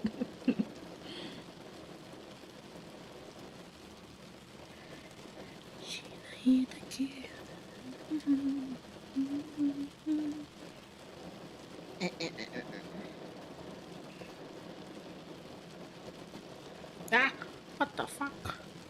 I forgot. It was such a big. Here we go.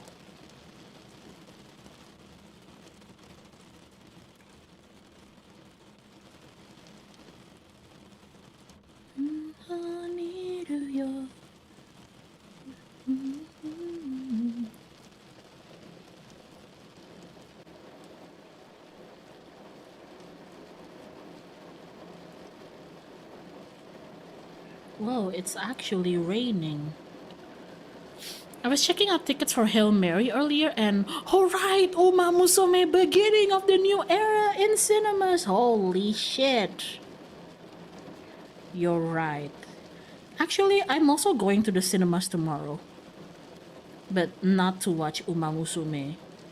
I'm actually going to watch the new Joko Anwar movie. The Ghost in the Cell. Not Ghost in the Shell. Ghost in the Cell. It's a prison cell. Like, my friend told me that it's like a horror comedy. And I was like, whoa. Who's your favorite Uma?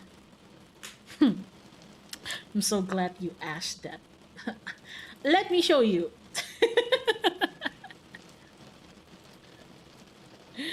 Please consult this graph right here.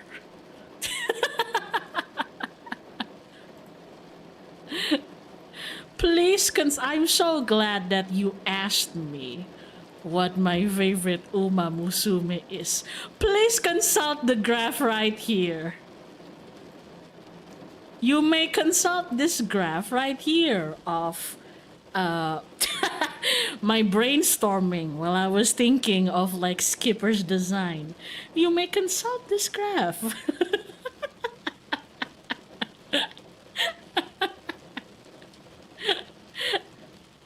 So yeah, there's another character that's not here. I kind of forgot to put her, even though she's really important, and it's Shion from Kingdom Hearts.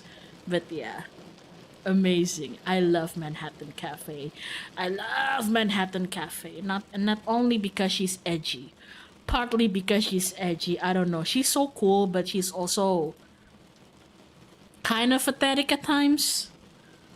So yeah, checks out. Look at this graph.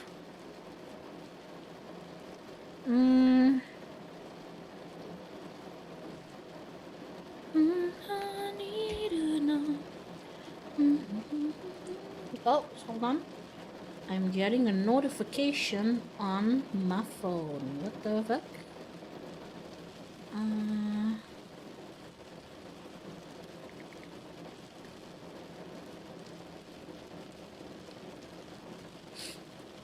What the? What the?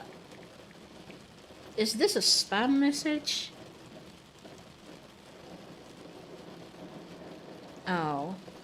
Okay, it's a spam WhatsApp. What the fuck? Okay, whatever.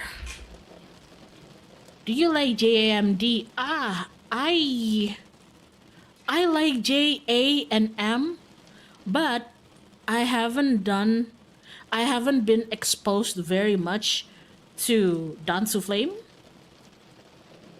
so I cannot give you my judgment on it yet. Because I got exposed a lot to like Cafe and Tachyon from the game and the movie. Same goes with Jungle, with Poke. But I actually don't know much about Flame. So there you go. I cannot give you my judgment. It's a tip. Spam them back. Make them scared. I'm trying. Oh yeah. Dansu is low-key wholesome. Oh, I'm gonna get into that then. My only exposure to Dansu Flame, apart from the movie, is from the memes. I see. I haven't even logged into my Uma Musume in so long. So yeah. Why? Because again, Breath of the Wild. I am so sorry. Oh, was that the liquefy? Oh, that's a liquefy. I didn't mean to do that. Dansu got the chair treatment in the polycule. Really? Why? Oh.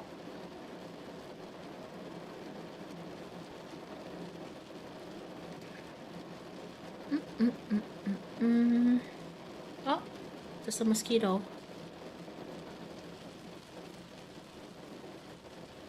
I like the idea of terrorizing scammer, but I don't know. I feel like I don't want to go too overboard with it, because one time my brother got a scam call, and it was, well, at least the person talking on the other end sounded like a woman, and she was like, halo Pak, apakah Bapak sudah berlangganan, lalalala. And then without missing a beat, my brother immediately said, like, kamu tahu kontol nggak? Terus gue kayak, oh my god, dude. And then the scammer immediately went right, okay, baik Pak, terima kasih. And then she hung up, and I was like, dude, what the fuck was that? I know, that's why I was like, what the hell? And my brother was like, I don't know, I mean it worked. And I'm like, what the hell? Like, when I tell you to like you know, like pranking a scammer, you don't gotta say that. Oh my god. Jesus. Repeatedly asking for their personal, honestly, I feel like realistically that's the strat that I personally would go with. Wait, what he say? He basically, the woman on the call said like, hello sir, have you been subscribed to our services, blah blah blah blah blah blah. And my brother, without missing a beat, said like, hey, do you know penis? But like in the very, very like nasty Indonesian way of saying it. And it really caught me off guard. I was like, what the hell? It's like, it's not even saying penis. It's like saying, hey, do you know cock? So I was like, what the hell was that? And then the lady on the other call was like, okay, sir, good day. And then she hung up. And I was like, what the hell, dude?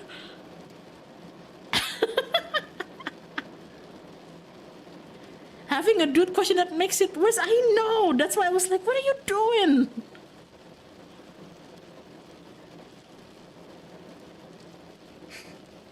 And he was like, okay, maybe that was a bit too far. Now I feel bad. Yeah, you should feel bad. What the hell?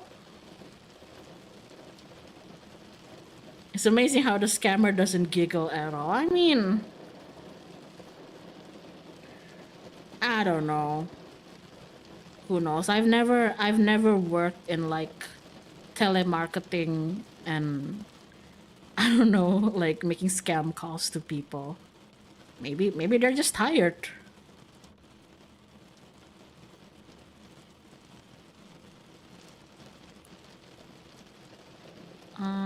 Let's see.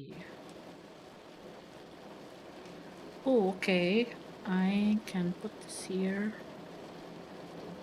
Mm,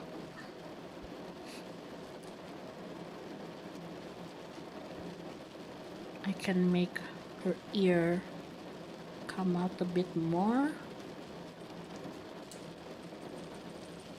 Ah, no, that's the wrong color. There we go.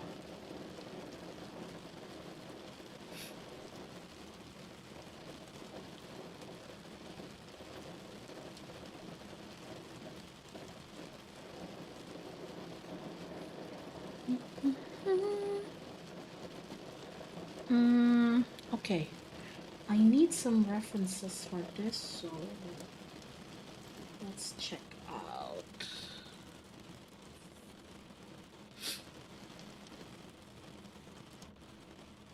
If a scammer was just being outright honest and said something like, dude, I'm so tired, don't do this, I'd be like, yeah, that's right, I know. I don't know, some part of my brain is thinking like, I feel like people with this kind of job don't really have much options. So when they call me, I just wanna shut down the call. I don't wanna like harass them for it. Unless they're being like particularly scummy about it. But especially if it's just a telemarketing, I'm just like, I'm not interested, and then I hang up the call, or I don't even pick up the call anymore. I feel like it's been years since anybody has ever called me by phone, because like everything goes through WhatsApp these days. Even like if I was gonna have a package delivered to my home, and the courier finally arrived in front of my house, and they need to like message or call me to let me know that, like, miss, I'm in front of the house, here's your package. They almost always use it via WhatsApp. So I think it's been years since anybody has called me via number. So whenever I do get a call, like actual phone number call, not via WhatsApp or anything, it's already like 90% sus to me. Nobody calls me via like phone number anymore. Maybe that's just a me thing, but yeah.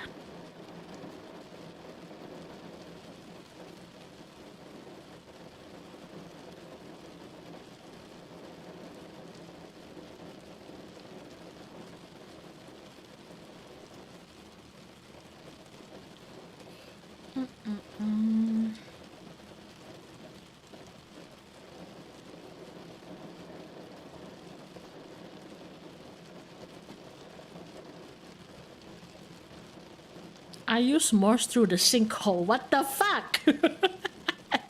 Also, hello, Wal. Dude, my most hated scam is the one that comes up to you and say they're collecting donations and give you a bunch of fake. I fell for that. I fell for that. You know what? Since I already talked about it in my second account, I'm just gonna be honest with it. So I went to university in Itebe, right?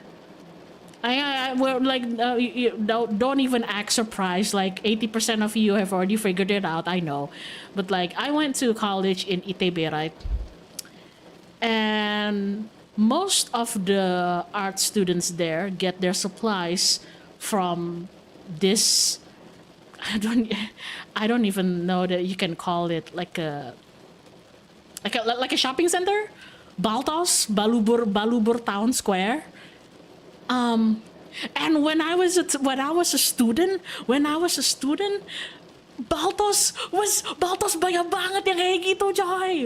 There's so many people doing that in Baltos, and surprised E sharp face. The Horse University, When I would always go to Baltos with like pakai angkot gitu kan, or sometimes I would bring my motorbike. And then just as you leave like the motorbike parking area, you would get surrounded by people doing that scam to you, just like we're picking up donations and we'll give you a coupon, blah, blah, blah. And I am ashamed to admit that I fell for it once because I was a wee little lass. I didn't know how to say no. And I was like, oh man, I feel so bad because the guy won't stop heckling me. So I gave them my money and they gave me a voucher. Obviously it was fake.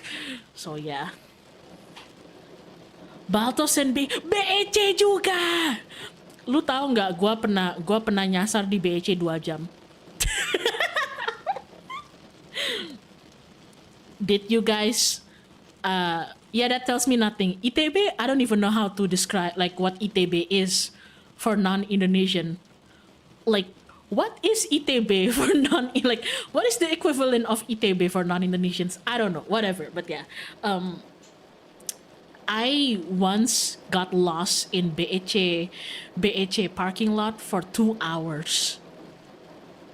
I couldn't find my motorbike. I got lost in their parking building for 2 hours. Can you imagine that? I thought I was gonna die, and it was already like 9 p.m. by the time I was done shopping and was looking for my motorbike. And then I know the shopping center was closing around like 10 p.m., 11 p.m. So I was crying. And I didn't encounter anybody because it was already so late. Di BC, di parking buildingnya, I literally thought I got kidnapped by some spirit, you know. I literally thought I was stuck in the back rooms. I thought that I was dumb. Like, I've been going up and down the floors. Why can't I find where my motorbike is? Why can't I remember? And 2, I thought that this was my back room because I did not encounter a single person. 3, I thought I died.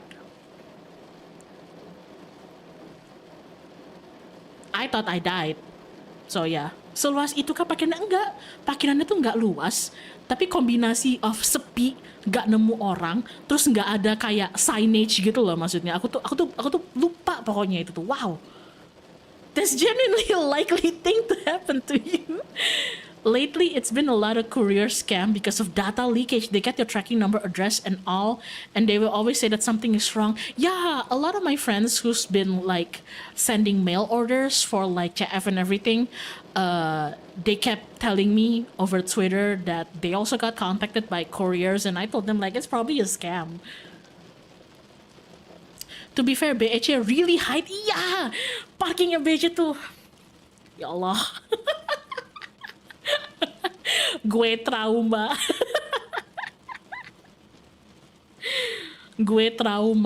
Mana itu kan gue baru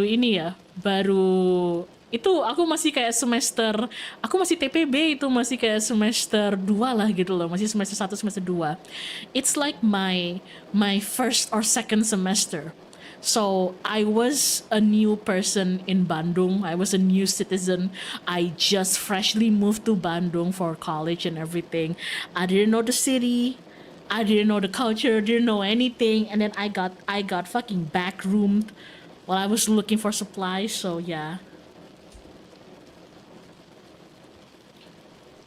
BEC has really bad parking, much like how PVJ is the worst. Yo, fuck PVJ.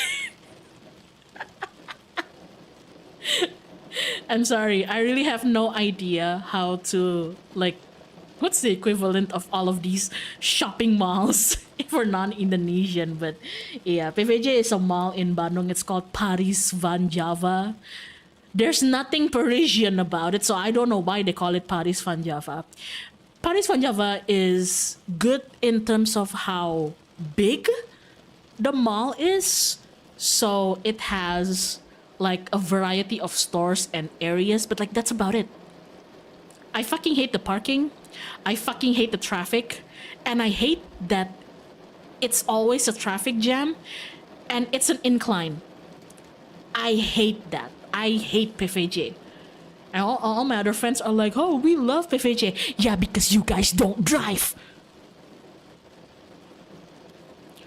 Oh, but I love going to PVJ. Yeah, because you go there via Uber, via Grab, or like a taxi. I gotta drive, and then I gotta get into the motorbike parking, which because PVJ is so big, the entrance for the motorbike parking is like an entire kilometer behind the actual entrance, right? And then you get in there, and then like the motorbike parking is like it's not even anything, and then you get into the mall, and then I gotta walk all the way to the meeting point with my friend because the mall is so fucking big.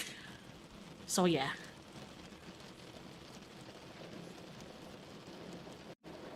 What's the mall that I do like in Bandung? I don't know. I don't know. I have the most memory in Cihamplas Walk. But I also dislike the traffic of going to Chiwak because Cihamplas is always a traffic jam. But Chiwak has arguably okay motorbike parking. Like if you if you go and park your motorbike in Cihamplas Walk, like the walk into the mall is actually very short, so I appreciate that. But yeah, I love Chiwak 80% because it has Game Master, so yeah. I remember sleeping at the car in PVJ back then because my late father was like involved in this construction and shit. I was a fetus, yo, PVJ, bro. I remember Chiwok's XXE, yo, like Chiwok's like cinema XXE was right next to, at least back then it was right next to a gym, a gold gym.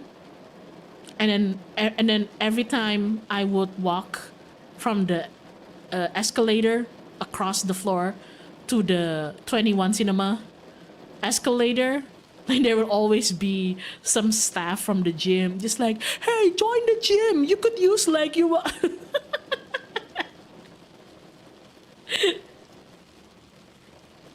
and I'm just like, I'm just here to watch Avengers, leave me alone. Bandung sucks if you drive or ride and now make less than 5 million IDR. I agree. And also the karaoke right after the Chiwak. Yes. So yeah. Oh, Gold's made it out over there. Yes. Gold's gym. Yeah.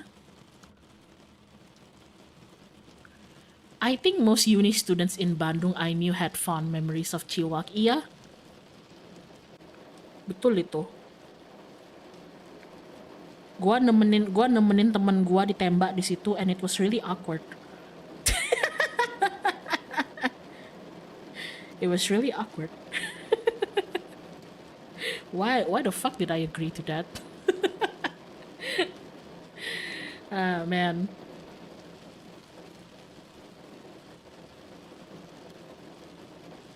What, bruh? I do. There's not a single shopping mall in Bandung where it's like not a massive traffic jam to get there. I kinda like Pascal 23. It has considerably okay parking because as a motorbike you have the option to not park inside the building. Because Pascal 22 is like surrounded by this shopping street with like stores and everything. You can just park on one of the store and then walk to the entrance of the mall. So I like that. But the traffic jam also sucks, especially because it's near the train station, the Bandung train station. Yo, fuck that. Fuck that.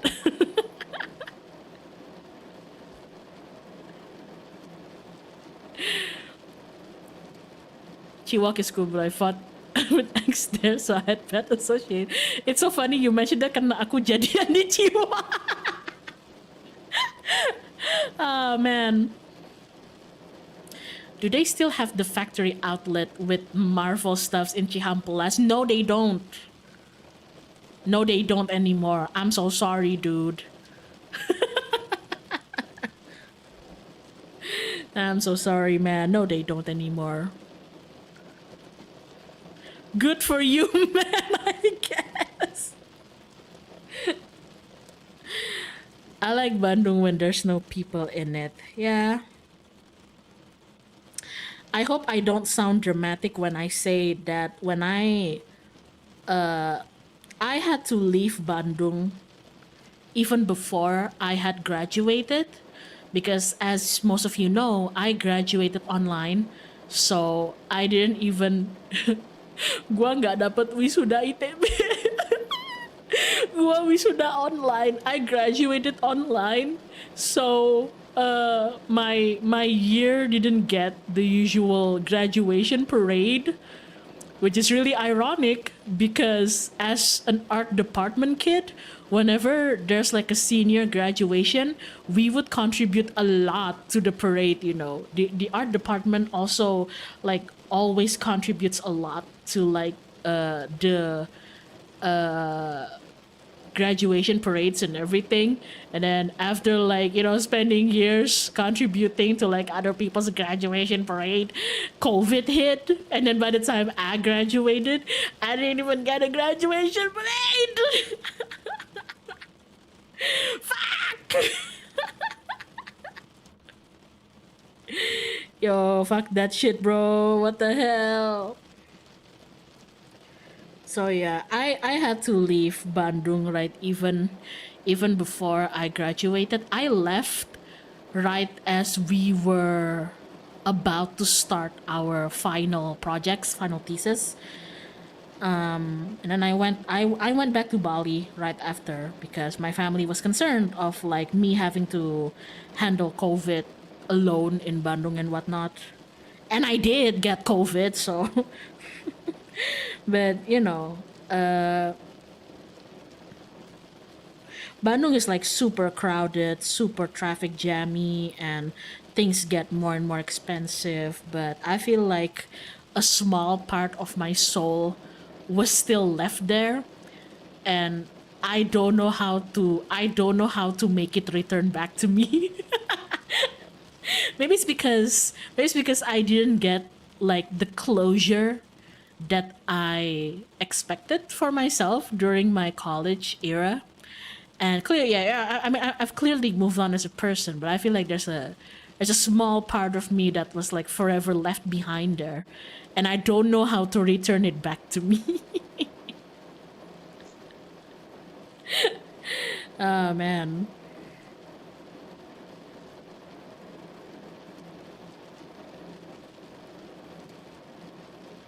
Itu arak-arakannya gimana? Smoke bombnya pasang sendiri gitu, betul.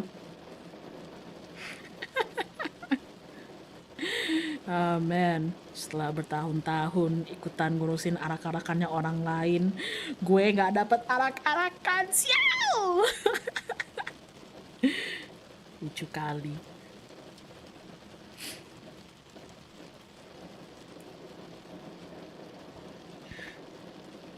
Wisudanya ITB rame padahal, iya kan?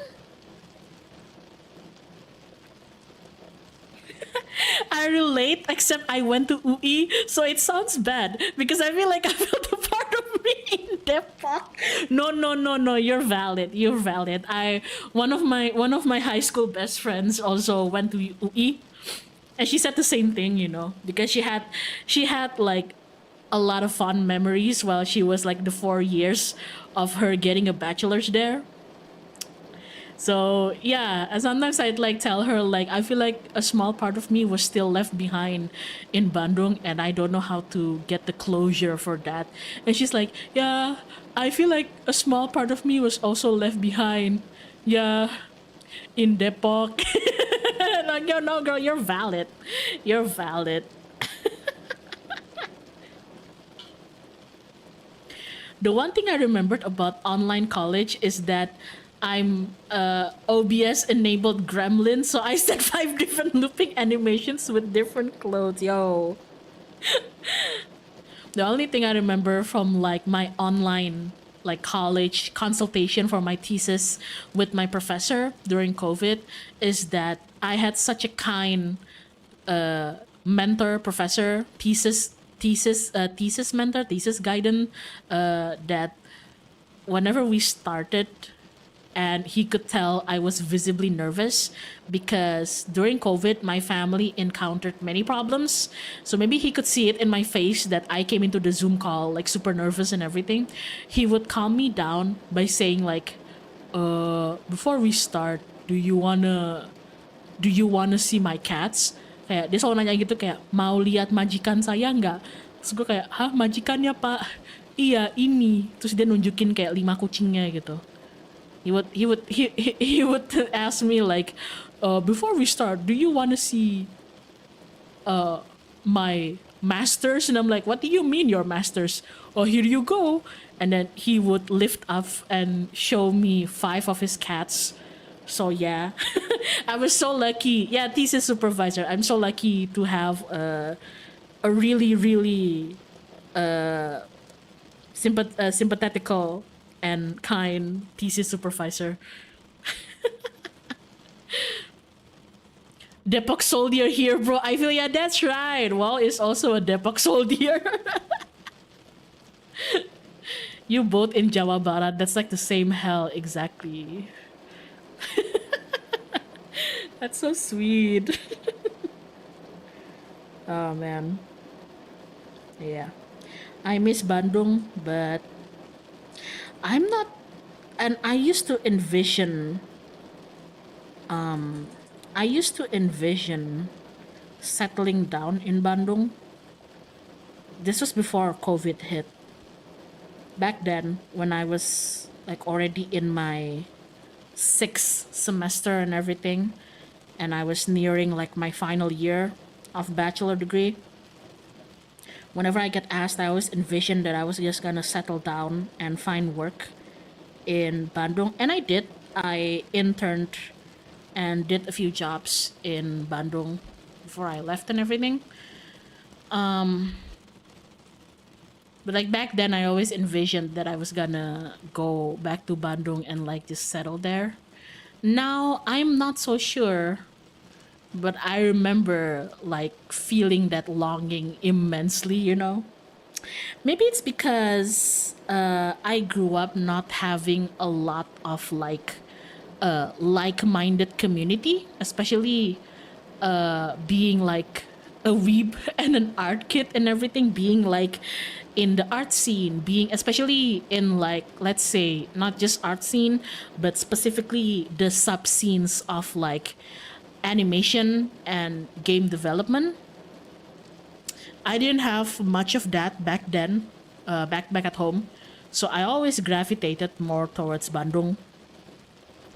But nowadays, I look at the animation and game dev industry in Indonesia, and I'm actually kind of glad that it has like branched out. You know, like it's not just available for just like Jakarta or Bandung, and I see that it's starting to become available in like other cities, and I'm really glad because that means that, you know, I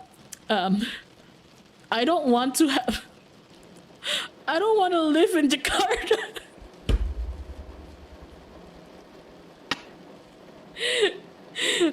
I don't. I don't want to live in Jakarta because back then when I was like, okay, I'm gonna go look for like game development jobs and everything was like Jakarta, Tangerang, Jakarta, Tangerang, Jakarta, Tangerang, and I was like, I don't want to live in Jakarta. Gue gak pingin tinggal di Jakarta. Oh man. It's alright. Back then I also envisioned of wanting to become a lecturer and a technical assistant for the ceramic studio, but here we are. Yeah, here we are.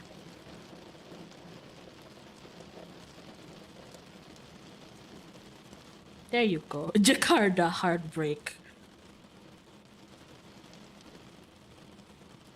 But yeah, bit of a lore piece, but Fish here actually is a classmate of mine back in uni. So that's how we became friends. So whenever I talk about Bandung, I'd always vent to him and a few of other people, but like a lot to him too, with the whole like, I miss Bandung, but I'm not sure if I will still want to live there, but like I miss Bandung. Oh man. OGs, yeah.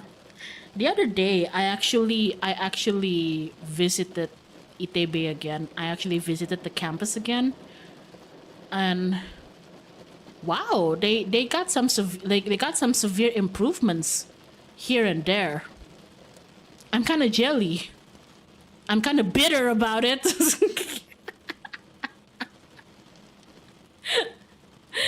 I am low-key kind of bitter about it, but also I'm low-key a bit angry that they chopped down a few areas with trees to make some new infrastructures. And I think they look like shit.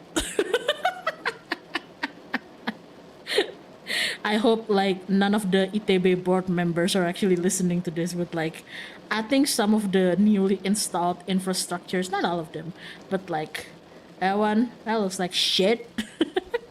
And I can't believe like you chopped down the tree for this. Man.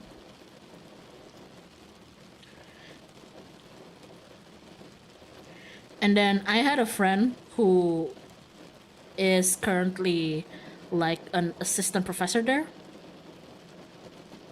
And oh, not an assistant professor, but she recently went through a master's degree back in ITB again.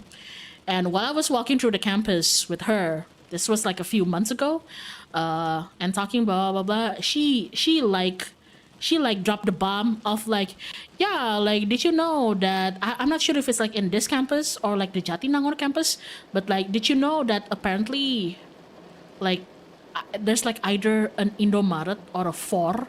And I'm like, what? And she's like, yeah, that's what I heard. I'm like, what do you mean there's a convenience, like an actual convenience store? What do you mean there's an actual like branch coffee shop? And that's not real. You're lying. You're lying to me. And she's like, I'm not lying. That's just what I heard. Well, you heard wrong.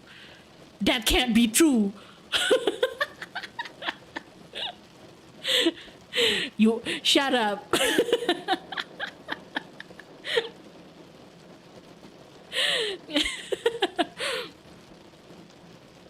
CADL lobby is now nicer. Gedung S. What? What? Fish, shut up. Gedung S ada elevatornya.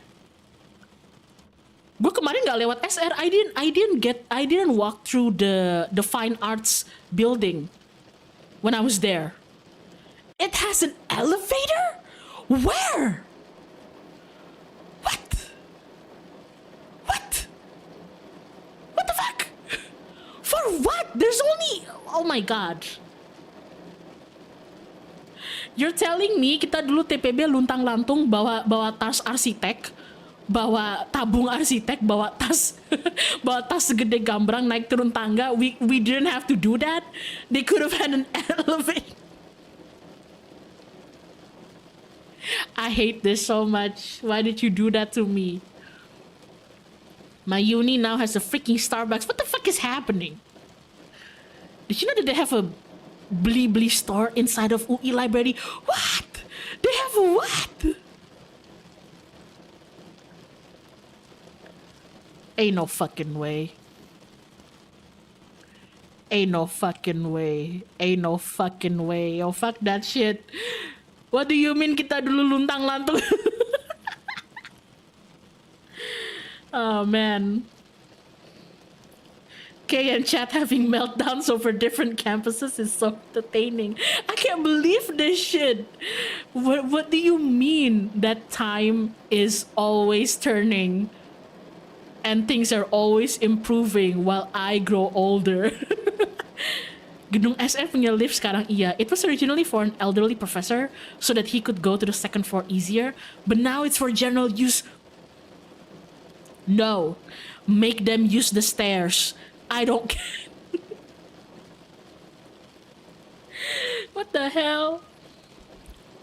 When I enrolled, people said there will be new building for my faculty, and people keep saying, perhaps we can move to the new building soon. But until I graduated, we're still in the old building.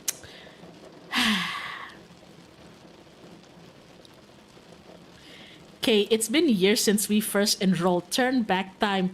What do you mean it's been years? Buddy, it's 2026.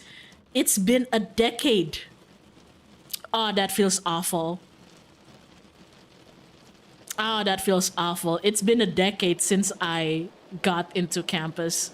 It's been a decade since like I was a freshman. Ow. Ow. Oh no, a decade. Ouch. What the fuck have I been doing for like 6 years after I graduated? I'm kind of scared of accidentally doxing my college, but my uni has those flash coffee vending machines on almost every floor of the... What? That's crazy. What the hell? Yo, that's crazy. Oh man. I'm sorry, Skipper. I was having a meltdown here. I'll add some brushes to this so you don't feel neglected, but what the fuck? A whole ass decade. What have I been doing with my life? Not much, I'm afraid, but I'm still young.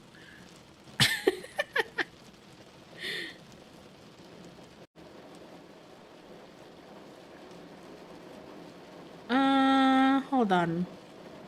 Ini dimatiin dulu. Let's work with this.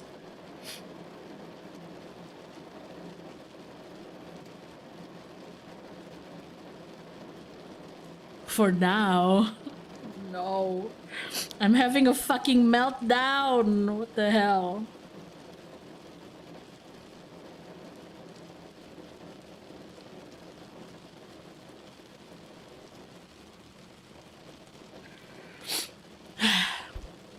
Pikir-pikir ya, before I finally decided I was gonna get into ITB, I actually got accepted into UI first before I made my decision. So had I instead accepted UI, this crisis would have been yeah, I'm having a nostalgia to Depok. Which, you know, arguably would make it funny. Arguably would make it funny. I'd have to change the Bandung to Depok too. Oh god, yeah. There is in a great multiverse of things, there's a version of me who is a law student in UI. Ada versi aku di luar sana yang lulusan FHUI. Can you imagine that? I shudder to think about it. That scares me. I don't know why. Like her existence. I know she's out there. And that scares me, you know, just like there's a version of me out there who can't take a joke.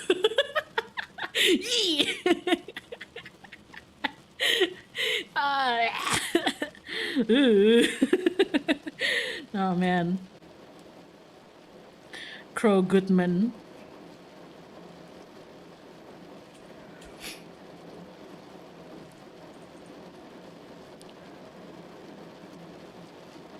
mental image of K doing the FHUI Nanjaya. Are we all forgetting the Itebe salute or something? That shit was foul. I heard that they're changing it, as they should, but like, are we forgetting the fucking face? Give me the hymn Itebe. Are we forgetting the Salam Ganes? Oh shit, that was awful. Oh my god, the Itebe salute is awful. Sorry for any law students out there, but FH people scare me. College politics with law majors were so foul.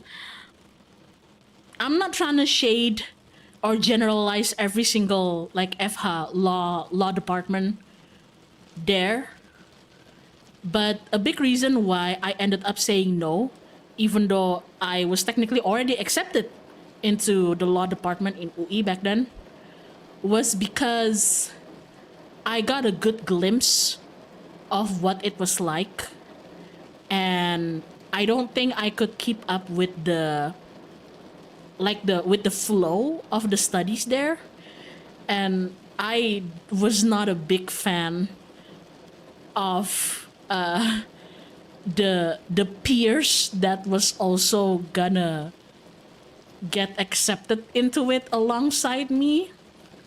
Pretty pretentious, I know. Like, it's probably a bitchy thing for me to admit, because there are tons of people out there who'd fight tooth and nail to get into a university of a caliber of like UI, you know. It's literally like the, you know, top 10 whatever in the entire country. I get it, but yeah, I couldn't do it. I couldn't do it. I couldn't do it.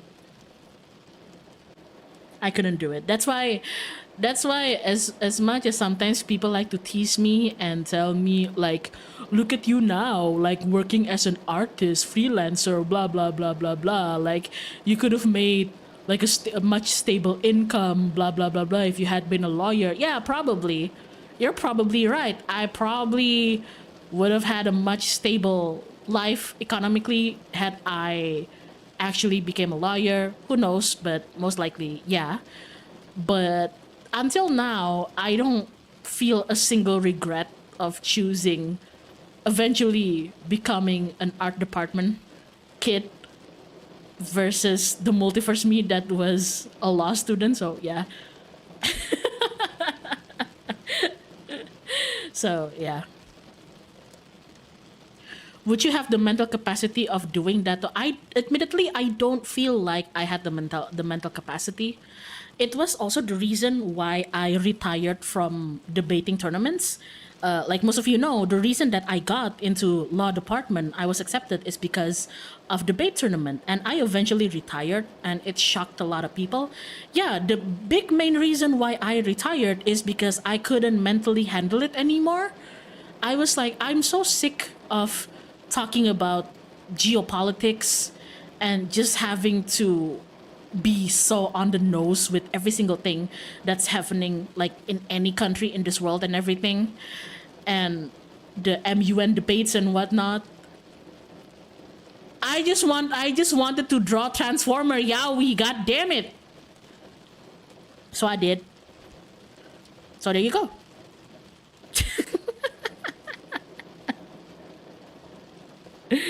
Oh man, a lot of people in my family were very disappointed at me when I told them that I wasn't gonna accept the invitation to the law department. Oh man, especially considering that 80% of the people in my family are doctors. So you know what kind of pressure that puts to, like, you know, everybody that gets born in my family. Like 80% ends up being doctors or gets pressured into being a doctor, and the rest are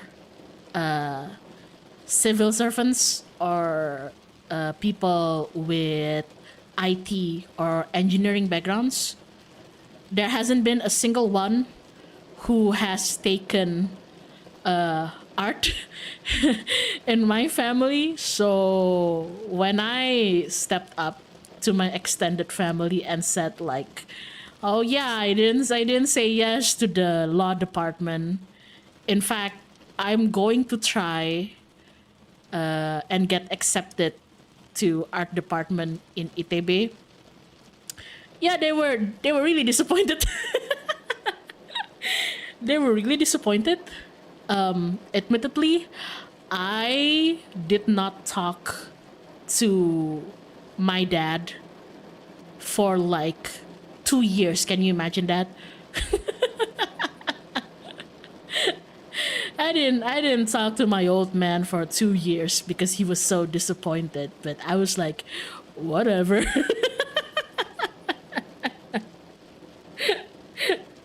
But yeah, but if I try to look at it in their perspective, yeah, it was a pretty dumb thing to do, because imagine like me, like somebody like your kid, or just somebody already having the privilege of being accepted into one of the top universities in the country, and not only that, but getting accepted, getting an entire free pass into the law department. I was even given the privilege to choose between law or international relation. It was such a humongous privilege. I acknowledge that. And imagine like squandering it all away, that entire free pass, and then gambling for an art department in a different university. In which case, like for the art department, I would have to potentially get into the exams, right? If I couldn't make it via just like my grades and my accolades, I would have to go to round two with the actual exams, right? So I understand their frustration completely. Looking back, I was really stupid. Looking back, like I don't know like how else a parent could react other than shock and confusion. So I kind of get it, but yeah, I don't know. Oh, hold on, I gotta charge my phone. There we go.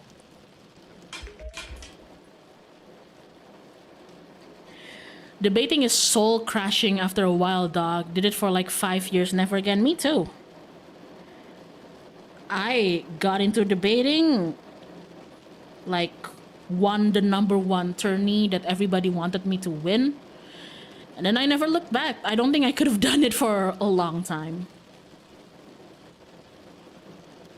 Just because you're given the choice doesn't mean you have to take it. That's what I tried telling my dad too. At some point, I remember when I was arguing with my father, because he's like, you're like squandering your entire life for what? To draw? Blah, blah, blah, blah, blah, blah, blah. And I was like, good point, sir. But like, and my father was so scared of, I don't know. I feel like my father had much more respect towards art and artists after I got into an art school. Before that, he was the very typical Asian parent that's like, like art school, like art isn't a real job, blah, blah. You can't make money out of it. You don't really contribute, blah, blah, blah, blah, blah. Knowing the kind of family that he was brought up into, yeah, I get where it was coming from.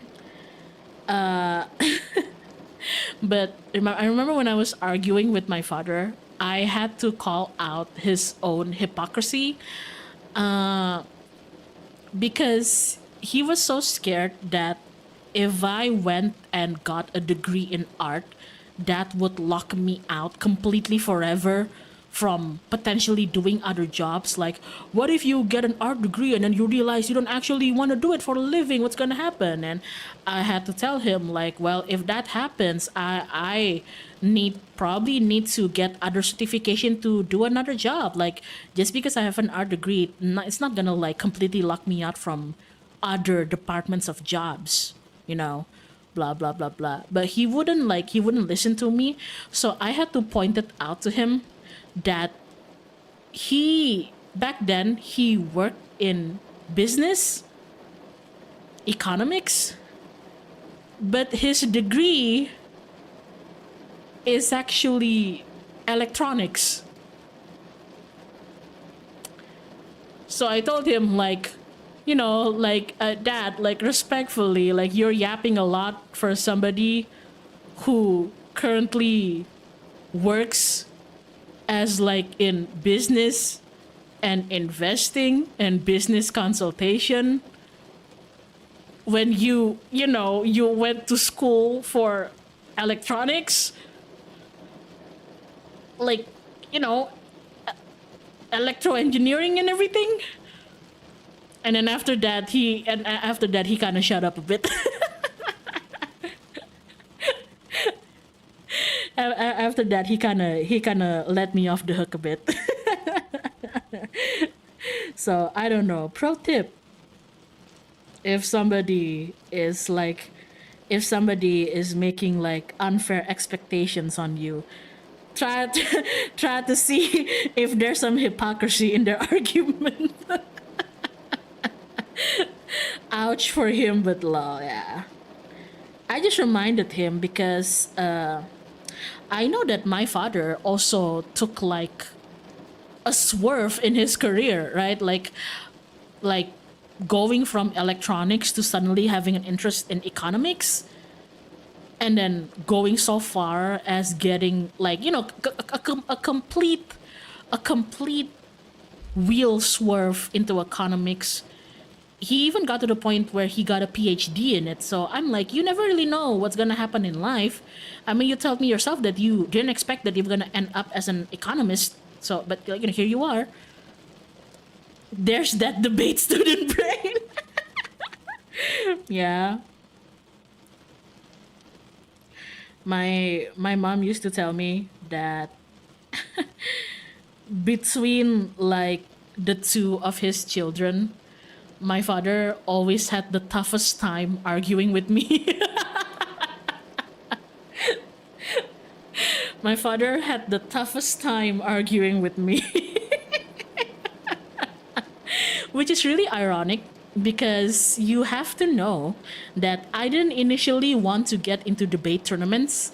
The person who kind of pushed me to get into debate was actually my father. When I got into high school, I was a freshman in high school, I was 15. He told me, like, I think you should really try out for like the debating club. And I was like, why?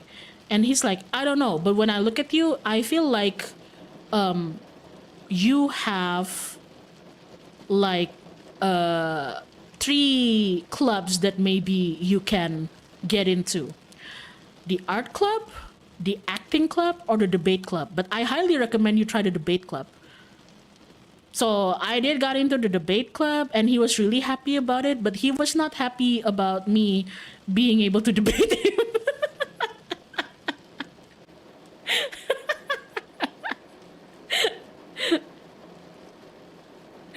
Oh man. Sorry, Dad.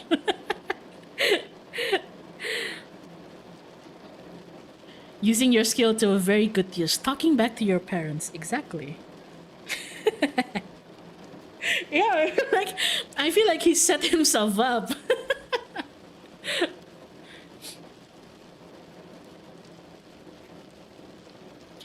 Was that his own way to tell you you're good at yapping? I guess that's his way of telling me that I don't stop yapping. So he's like, you might as well put that yapping to good use. Would there be another Universe Theater Kid K? I would love to have a version of myself that got really into theater. because I always admired the theater kids in my school, but I never had the chance, especially in high school, but I never had the chance to actually get into theater myself. So, yeah. I was already far too busy with my like debating club, so there you go.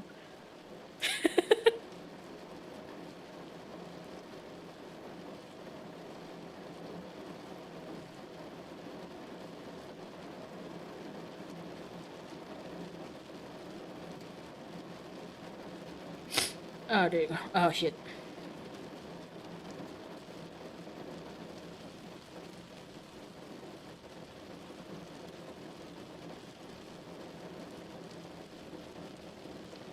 TTRPGs are here for that acting catharsis. Yeah, honestly, I feel like doing like D&D and TRPGs has been like I've done like RPs and role plays before with groups, with friends, in social media and whatnot, you know. But I feel like tabletop role playing has been like a big catalyst of me feeling like, wow, I never realized it could be this fun, you know? So yeah. I mean, she's performing right now, I know. I guess like that I guess that entire thing of him telling me like, oh, I think you could either be an actor or a debater.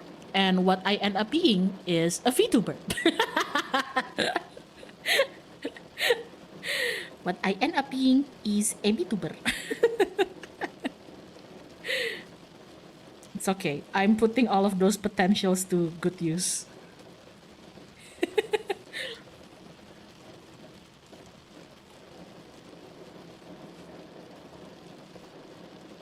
Close enough. Yeah, close enough.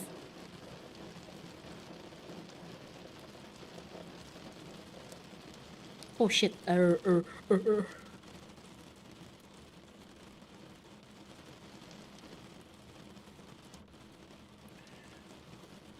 there you go.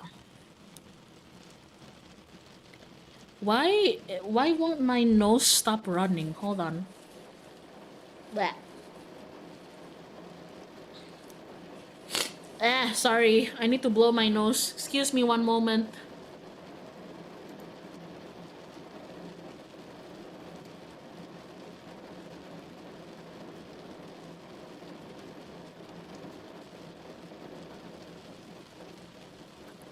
I'm back. When it gets to this hour of the evening, my nose just gets super duper stuffy. Is your nose running? You better catch it. Haha.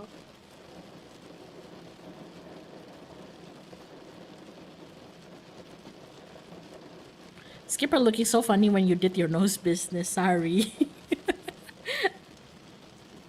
Because sorry if this is kind of gross, but the thing is the snot in my nose is not like it's like it's like liquid, but it's starting to solidify due to dryness, if that makes sense. I don't know.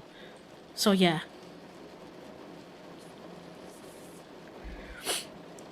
Oh jeez.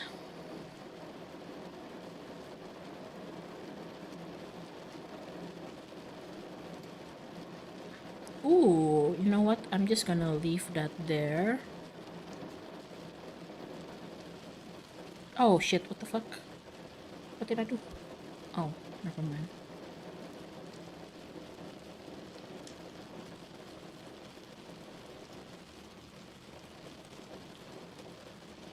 Yeah, it's like in that, 50-50 state between like I can feel some wetness there, but it's like starting to solidify. It's really uncomfortable. So I really have to like blow my nose. Sorry if this is gross. I really have to like blow my nose really hard to get like the entire thing out. So I can like breathe clearly. Uh-huh. You get what I mean. Hold on. My tunes have stopped working. Where are my tunes?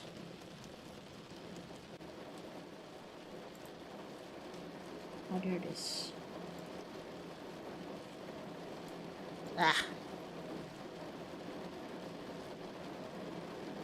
The funny thing is that back then, the actual, like, I've make mention about how my family unfortunately still runs on a few traditional values, like having like a clan head and something, right? And that before his passing, that clan head was my father. Before that, however, the clan head was actually my grandmother, who acts as like a matriarch to the family. Funnily enough, she was actually not bothered by me going to art school, which is really interesting because she's like the when I say she's like the matriarch of the family, I really do mean it. Like, she puts like insane pressure onto her kids, and she puts insane pressure onto her grandchildren too, including me. So when I decided that I was gonna give up my position in the law department to go instead for art, and my family was like, wait till grandmother hears about it, I was like, yo, but I'm gonna get disowned. Like, that's it. Like, literally, I know how the family operates. Like, I am gonna get disowned. And she's gonna look at me. She's gonna look at me in a wheelchair. She's gonna be like, I don't know you. I don't recognize you. You're no longer my granddaughter. And I'm just gonna have to be like, okay, you know what? Oh, wait, Nana, that's fair, you know?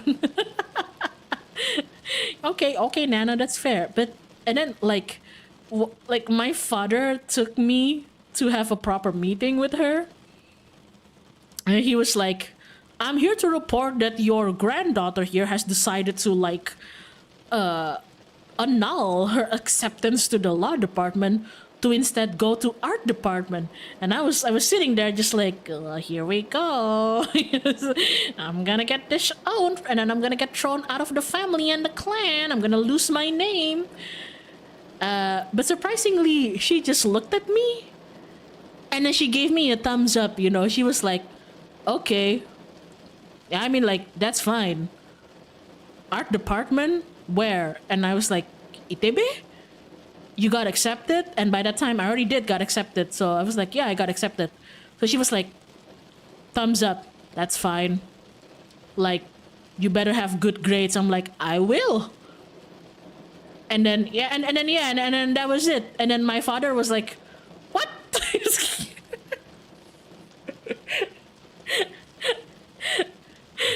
What? And you did. I was the best student. No, I'm not. I'm not the best student, but I was a pretty okay student, if I do say so myself. So,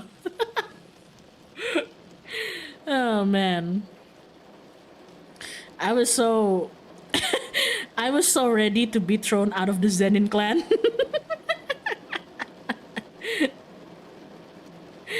Oh man, I was like, oh, here it is. I'm gonna get thrown out of the clan. I'm gonna lose. I'm gonna lose the elders like favor or something. But no, she was actually kind of okay with it. So yeah, there you go.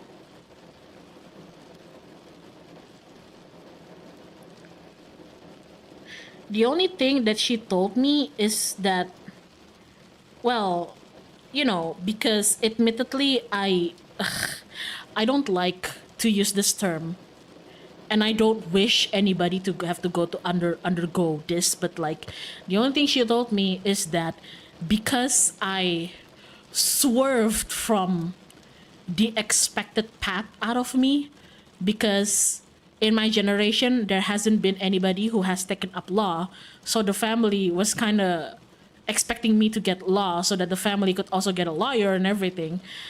Because I was deviating from like the family's expectation from me, she told me that I had to pave the path alone and that I can't ask for help.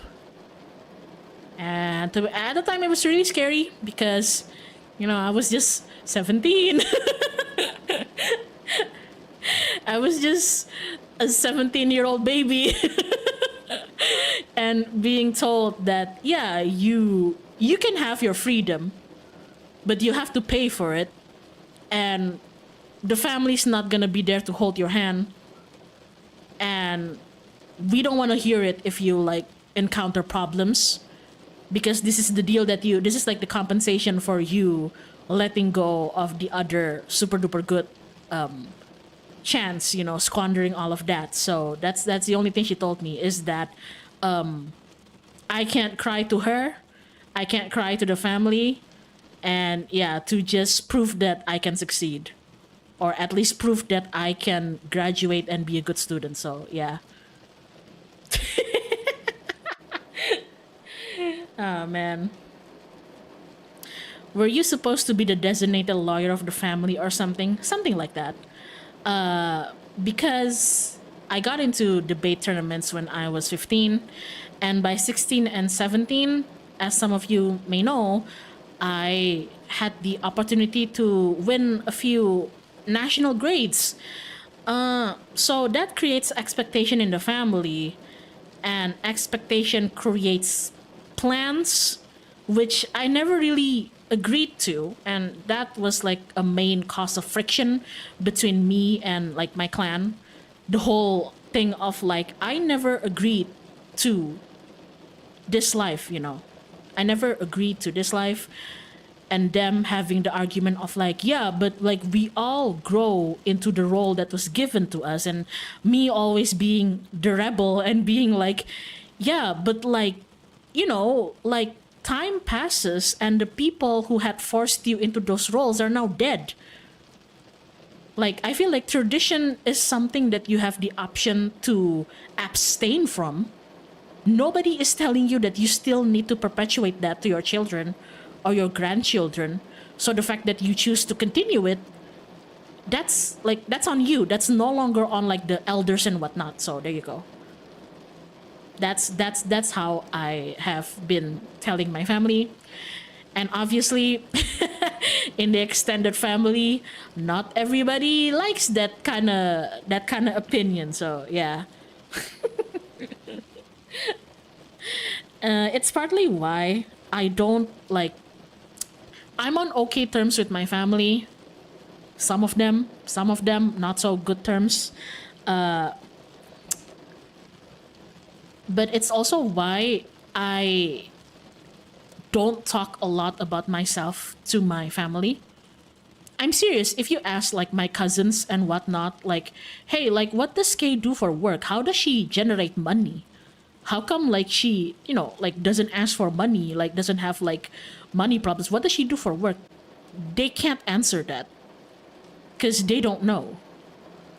So yeah, I feel like if they ask, I'll happily tell them, but I also don't lack the initiative to start the conversation because the whole thing of me being sent off to art school with the message of like, you're on your own, kid, like you had a chance and you don't want to appease the family. That's fine. You have your freedom now, but you're gonna pay by being alone. So like, don't come running to us if if you cry or anything. So it's been a struggle with that kind of mentality. Asian families in general are far too comfortable in peer pressuring and disguising it. Yeah, it is. Maybe not only Asians. I'm pretty sure it's like that in other like non-Asian cultures. But since I'm Southeast Asian, I can only speak for the Southeast Asian. But yeah, of course, not all families in Indonesia operate like that. It's just mine. Mine tends to. So there it is.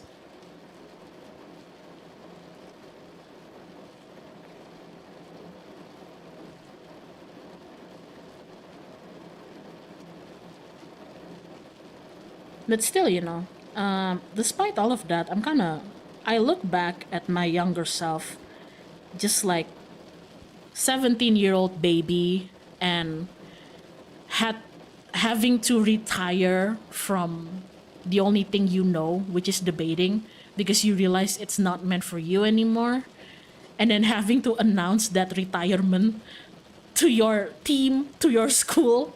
to your friends, to your family, to your entire clan, and also announcing that you're letting go of the whole like destined plan of you becoming a lawyer and whatnot and disappointing them.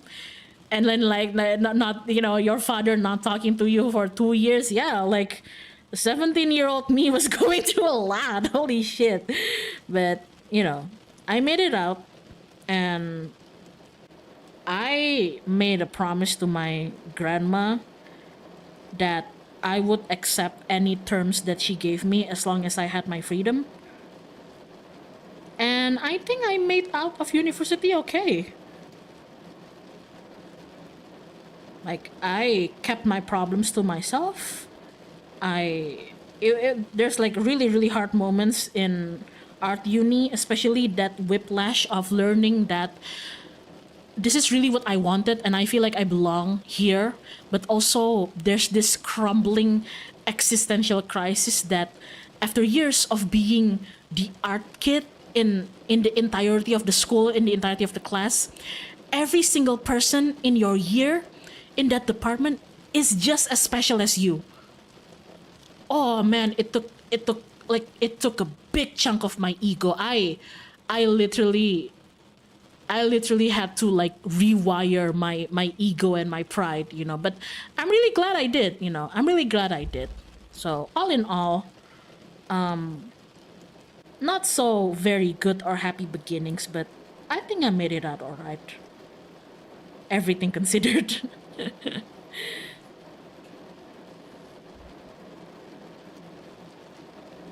I'm in a family of high drive and high ambition people while being the weird one out, and it's rough. I know.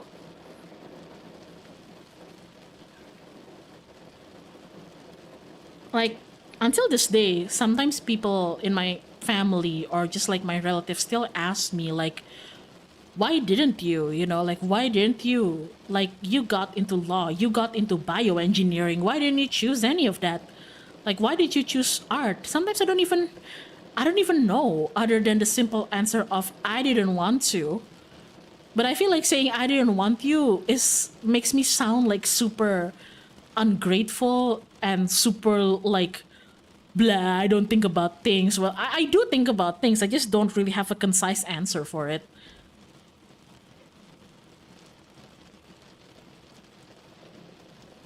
Man, made me just remember blue period. Oh my god, guys, check the description of the stream. See the thing that I wrote there. First sentence. Go read blue period. Yo. But I don't know. I feel like most of my life has been a complete journey of learning to live with my ego, and learning that sometimes in a good way I'm not as special as I think I am, but not always in a self-condescending way, in a way that's like I'm not as unique or special as I think I was gonna be in this particular field. But that's okay. That's completely fine. Because I look back and I look at myself now and I feel like I thought I was special when it came to debating. And to some degree I was, being able to win this and that and whatnot. But if you pit me against a bigger pool with bigger, more fishes, I'd probably not be all that special. And then I went to art school and then I realized that I'm not that special either. In comparison to a lot of people I graduated with, I am probably nothing. And then, now I sometimes do streaming, this VTuber shit, and even now I wholeheartedly admit I'm nothing special, but every single thing that I think I'm not special at, I still do it anyway, just because I want to. And as long as I want to, and as long as I do it with some amount of sincerity and it makes me happy. I still want to do it, even if it's like nothing special. So yeah. Isn't it freeing to know that you're not the main character? Yeah, like whenever I explain this to some of my friends, they get concerned because they think that I'm being like super negative and self-deprecating. I used to, but now it's more like, instead of like I don't think too much about myself, negative, it's like I don't think too much about myself, liberating, if that makes sense. Like I still have issues, I still have things, long term, short term goals I want, dreams and whatnot, but I'm starting and have learned very harshly that I can't control every single thing of my life, and I'm just not that special. And that's okay. Most of us aren't. There's like how many billion of people in this world? We're all nothing special, but you know.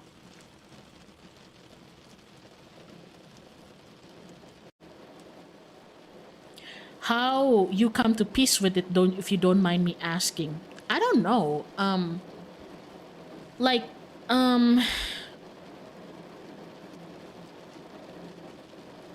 I don't know actually. Like I how do I come to peace with it? I don't. I don't. I admittedly have parts of myself that is still trying to rebel and say that, but I'm meant for greatness. I'm meant for something far greater than this. I'm meant for glory. I was meant to conquer and rule and be so up above that all I could do is like look down and see like every single hurdle that I've climbed over to get to this place. And some part of me is still kind of like that. Like, I deserve so much more glory than this. I'm amazing. Like, why don't more people know that? But, like, that has been like 30% of me. 70% of me is like, I'm so fucking amazing. And I'm a complete ordinary plain Jane. And those two things can be true. So yeah, I feel like the past like 3 years or so, I went on this complete like ego death where I'm like, yeah, I still have my sense of self-worth, but I've gone too tired of trying to prove that I'm awesome. I know I am, and that's enough. Which sounds incredibly narcissistic to some people, and maybe it is, but that's how I've been operating, honestly. That's how I've been operating. I don't really. I have my doubts with myself still, but I just go charge at it, and I believe that things will be okay because I'm awesome. I'm an awesome possum. So yeah. YouTube never notified me. What the hell? Hello. We are in a drawing but becomes like really deep talk session because I got distracted again.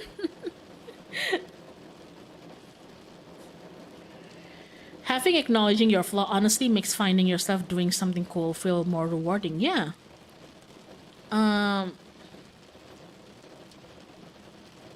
Another thing that I noticed about myself is this isn't necessarily like a bad or a good thing, it's just a thing.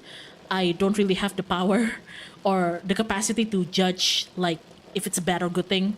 But I noticed that over the recent years, like 1 or 2 years, I I think I've had like I've I wouldn't say that I don't like I don't do it anymore. I still do it from time to time, admittedly. But I don't really insist on me getting validation from people before I embark on something, if that makes sense. Maybe like 3 years ago, validation was like a big part of my life. So if I wanted to do something and nobody has done it before, I would get so scared that I would literally look around me to see like, are other people like doing it? Like, did they find success in it? Like, oh shit, like what if I do this and it fails and I make a complete fool out of myself?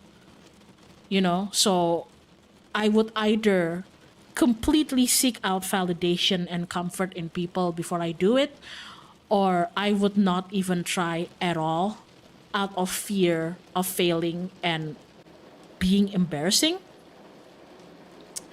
I don't really know what happened to me over the past like few years, but I've noticed that recently I've begun to be a bit more I don't give a fuck about it.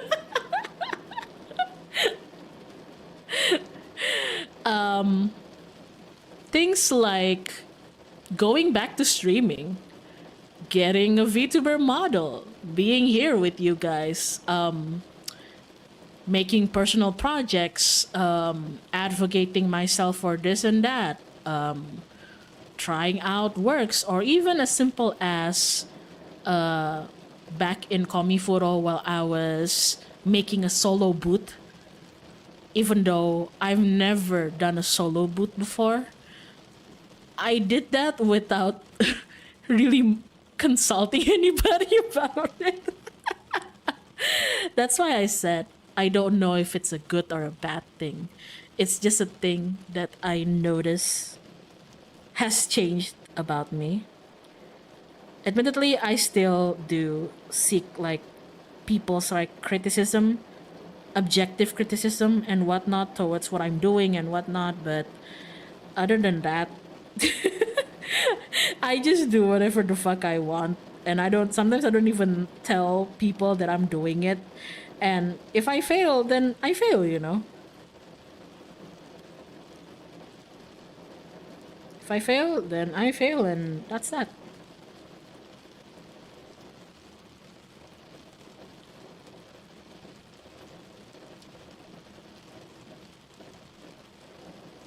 Given what's happened in the last few years, it makes sense you've matured in this way, at least to me. Yeah, I get the feeling that the things that have happened in my life for the past few years definitely played like a major role in changing like my confidence. Partly also because I have more responsibility and burdens now than I did ever before. So it no longer becomes a question of how do I find the strength to be self assured and confident. Sometimes, tragically, it's a case of I don't have a choice but to be self assured and confident. Because in my position, when you also have other people relying on you, like you don't have the privilege to crumble.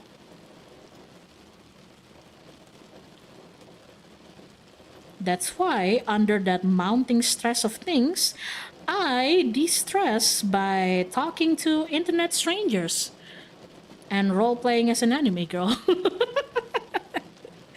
At least that's how I justify like streaming. I feel like streaming and being able to hang out with my friends is a luxury that I give to myself because it's the only rare few times where I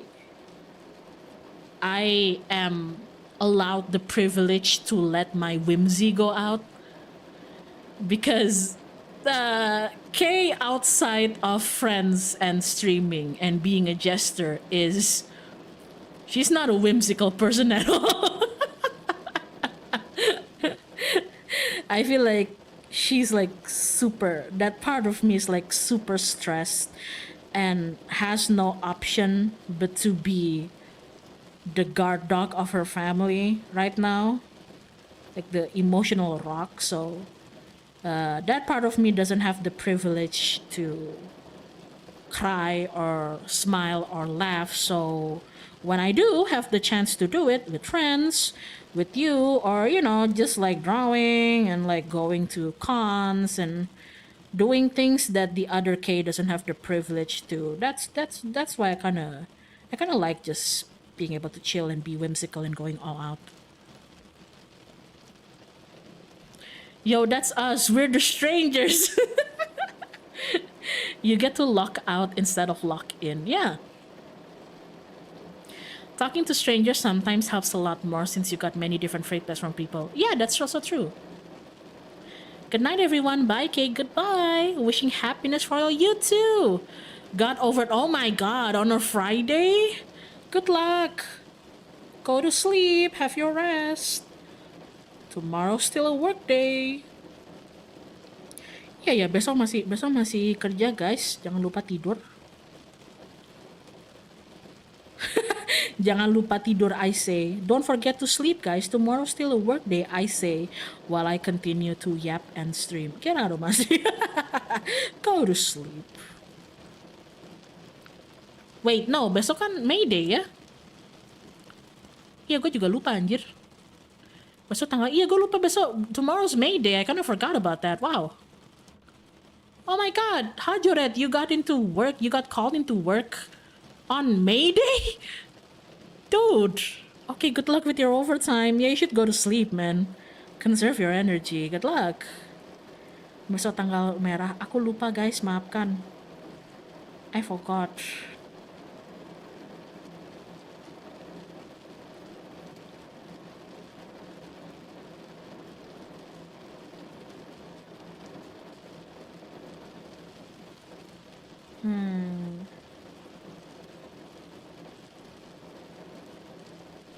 Getting to work on May Day.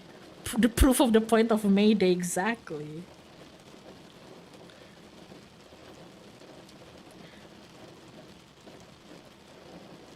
I mean, sometimes it's a kena piket and you kind of have to work on holidays for services that need to be available every day. Yeah, that's also true.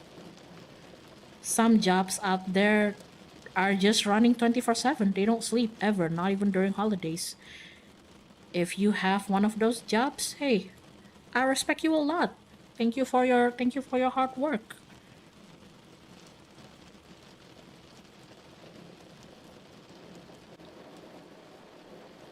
Okay, the hair is getting there. Although I don't like how also maaf ya guys, aku tidak expect bahasannya jadi sedalam ini. Mohon maaf. I'm sorry. I did not. When I say that you guys are gonna distract me into yapping, I did not realize that the topic was gonna get this deep. I am so. I'm not really sorry. I'm just. Apologies if that was not what you were expecting. Wow, what the hell? Oh, okay. Let me just save this before I forget. There you go. Saving.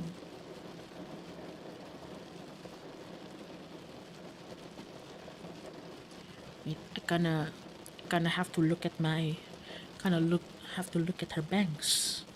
There we go. Remember for everyone to please be kind to workers and clerks, guys. Yeah.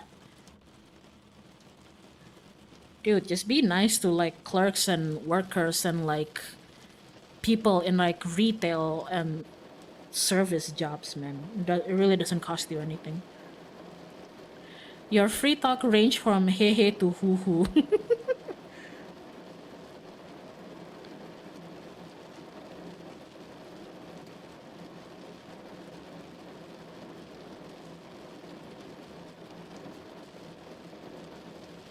Ooh, that's nice.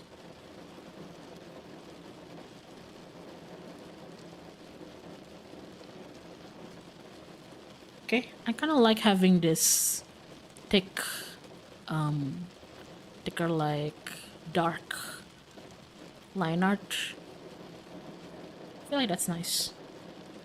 Gives dimension to it. Also, I need to hydrate.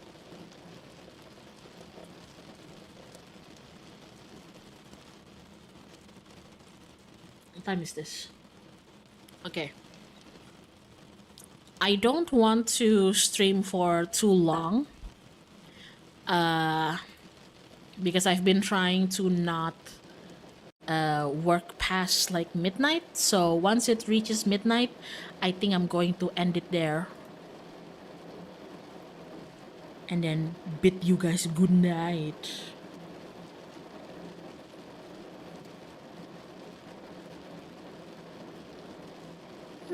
And this one, my Dracula.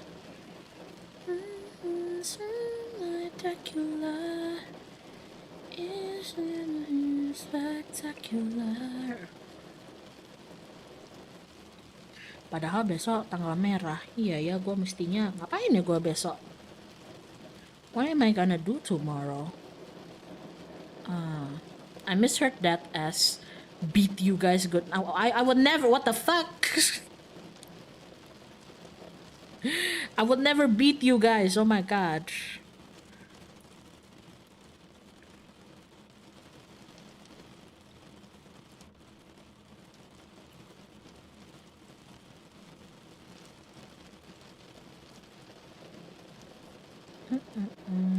Okay.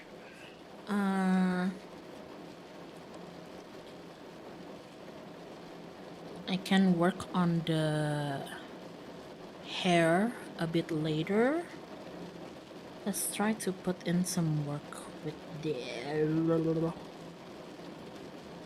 Besok kalau misalkan gua abis nonton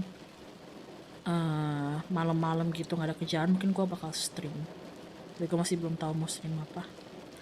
Tomorrow if I'm like done with going to the cinemas, because I'm gonna go to the cinema with my cousin in like the afternoon. Once I'm done with it and I've gone home again, I might just stream if I don't really have anything to do. Tapi aku masih belum tahu. I don't know what I'm gonna stream yet. There's like a lot of things that I need to finish. I want to continue Scarlet Hollow. Did you know that I'm so tempted to continue Scarlet Hollow off stream because I'm so curious? But I feel like, oh shit, but like I don't know if people actually want to see me play it like on stream. So I've been putting it off, but I'm so fucking curious. I'm like, I kinda lucky want to continue it off stream, but I also have to continue Stray. So there's that. Fuck. Girl, I'm begging you. On stream or like please get on stream or like off stream. Selama nggak peak solo, but I love soloing. I love soloing multiplayer games. It's so free. Oh man. On stream? Okay, then we'll do it on stream. Well, I need to finish Stray, and then I need to finish not finish, I need to continue with Scarlet Hollow. And then thinking of doing a karaoke stream around my birthday. What a freak, hey! If there are nobody who wants to watch Kay play Scarho, then I am no longer in this world. Is that like the abbreviation Scarho? Doing solo repo is generally a fun idea. No, I'm scared when it comes to repo. It's dark. Peak is bright. The scariest thing in Peak is the zombies. Repo is scary. Yap Yap alone is also scary. Yeah, I mean, I'm not calling it as... Oh yeah, you're right. You're right.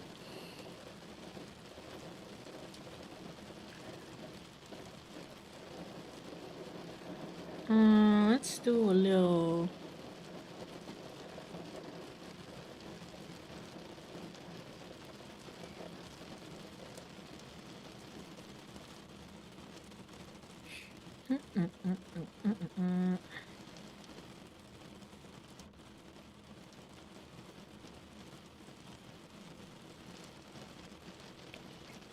Yap Yap is just hard as hell solo, yeah. Not sure how you can survive Yap Yap a night in Yap Yap, especially if you've gone like through certain higher levels of it into like the more moderate to higher levels dungeon in Yap Yap. I don't know how you can do it like solo and like survive all the enemies there, but also gather enough money to not be, to not be obliterated by the god for not having enough. Also, Yap Yap is also scary because it has the Joker. And I don't mean the Joker. No, not the Joker. The Jester. Sorry, not the Joker. Looking good, Joker. It has the Jester, and it's a one-hit kill enemy. It's so scary. I only ever want to play Yap Yap with friends. I hope my friends are listening to this because this is like actually a PSA. I'm actually trying to appeal to my friends right now. I don't know if they're listening to this, but my little bird instincts are telling me some of them are. See, I was right. This is a PSA to my friends. Please play Yap Yap with me.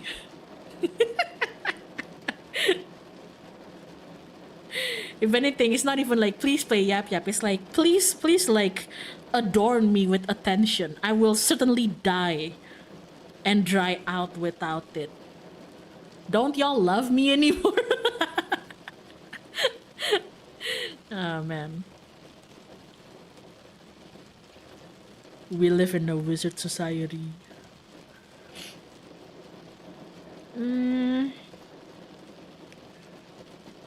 Okay, pretty good. I'm not going to stream myself play a what do you call it?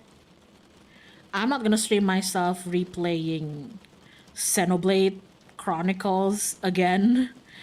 I'm just gonna do that so I can enjoy it and like enjoy the story, like remember the story without being distracted this time. I might occasionally stream myself play Breath of the Wild, but with the pace that I'm going right now, I might finish it. I'm not sure, but yeah. See, I think like I feel like it's really hard for me sometimes to separate between games that I really want to enjoy without any distraction from people versus games that I would be fine playing with like people, you guys watching me do it. I feel like it's one of the most important things that anybody who is a streamer should know about themselves. Because I don't know, for me, if I share every single thing that I like doing to, chat to like a community, I would get severe burnout. Probably just me, maybe, but like I feel like other people can also relate to that. So I feel like if you're like a streamer or like somebody who puts a lot of your life out there online for public consumption, it's good to know what things you're okay being watched doing by other people and what things you're like, no, this is like precious to me and I kind of want to keep it to myself. Case in point, I don't want to stream myself play Disco Elysium. I don't want to stream myself play Disco Elysium. I don't want to stream myself play like the entirety of BioShock. So I don't want to stream myself like playing Mass Effect or Dragon Age because those are the kind of games that, while I know there are like people out there who might be interested in watching me, like watching my reactions to this and that and whatnot, I feel like I kind of want to enjoy all of that by myself. Man, I should play Disco Elysium. People should play Disco Elysium or at least try it out. Who knows? Maybe you like it.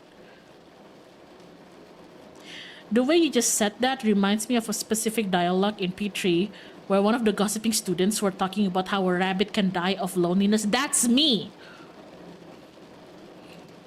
That's me. Literally, if my friends don't talk to me for a day, like one of my wings fall off. That's true. I'm not even making this up. That's true.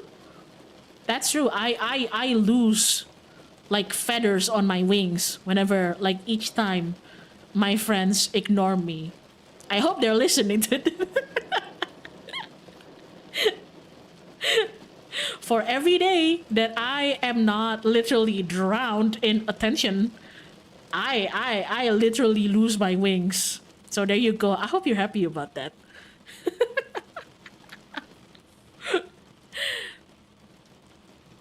Disco is such a slow thinking game for me. I genuinely sit and think about that. And Fallout, I don't want to stream Fallout. I'm sorry. I don't want to stream Fallout. It's too precious of a game for me. So yeah. Weirdly enough, there are games that are precious to me, but I feel like I don't mind, like, streaming it. Like, for example, Kingdom Hearts. I feel like I don't mind, like, streaming Kingdom Hearts to you guys.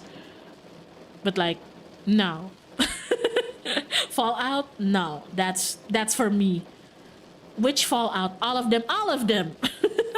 New Vegas, 3, 4. All of them. That's for me. That's not for you. That's for me. That's like KarmicKrow possession. For KarmicKrow's enjoyment. I have Hades too, but I haven't actually gotten a chance to play it, and I think I'm okay. Like, I'm happy to play Hades online. But yeah.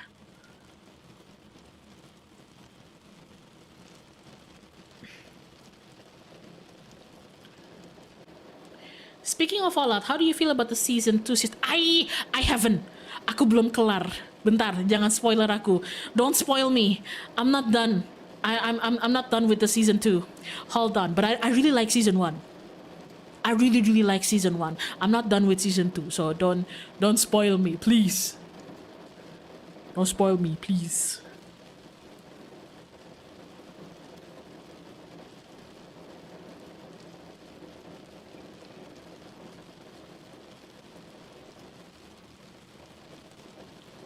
Hope you remember your New Vegas. Hee. I say this like I have like preferences to like which games I'm okay sharing and like streaming to you guys, and which games I'm like, it's very personal to me.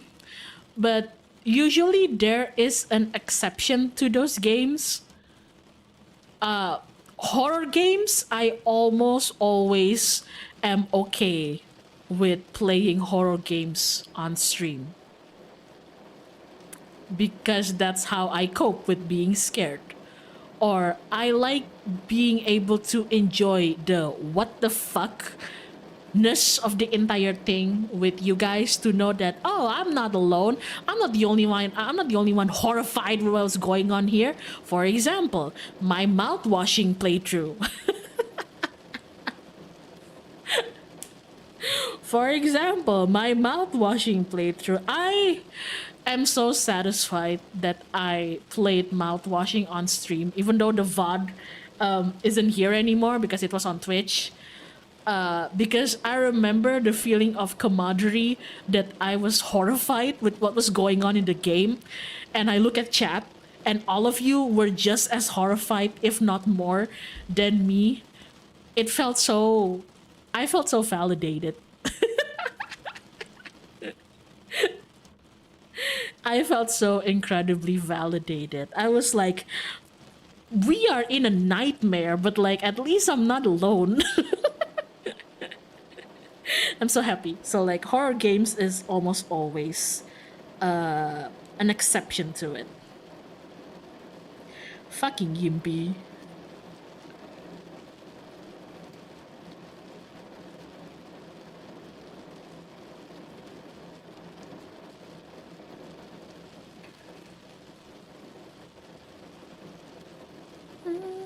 Sunlight Dracula.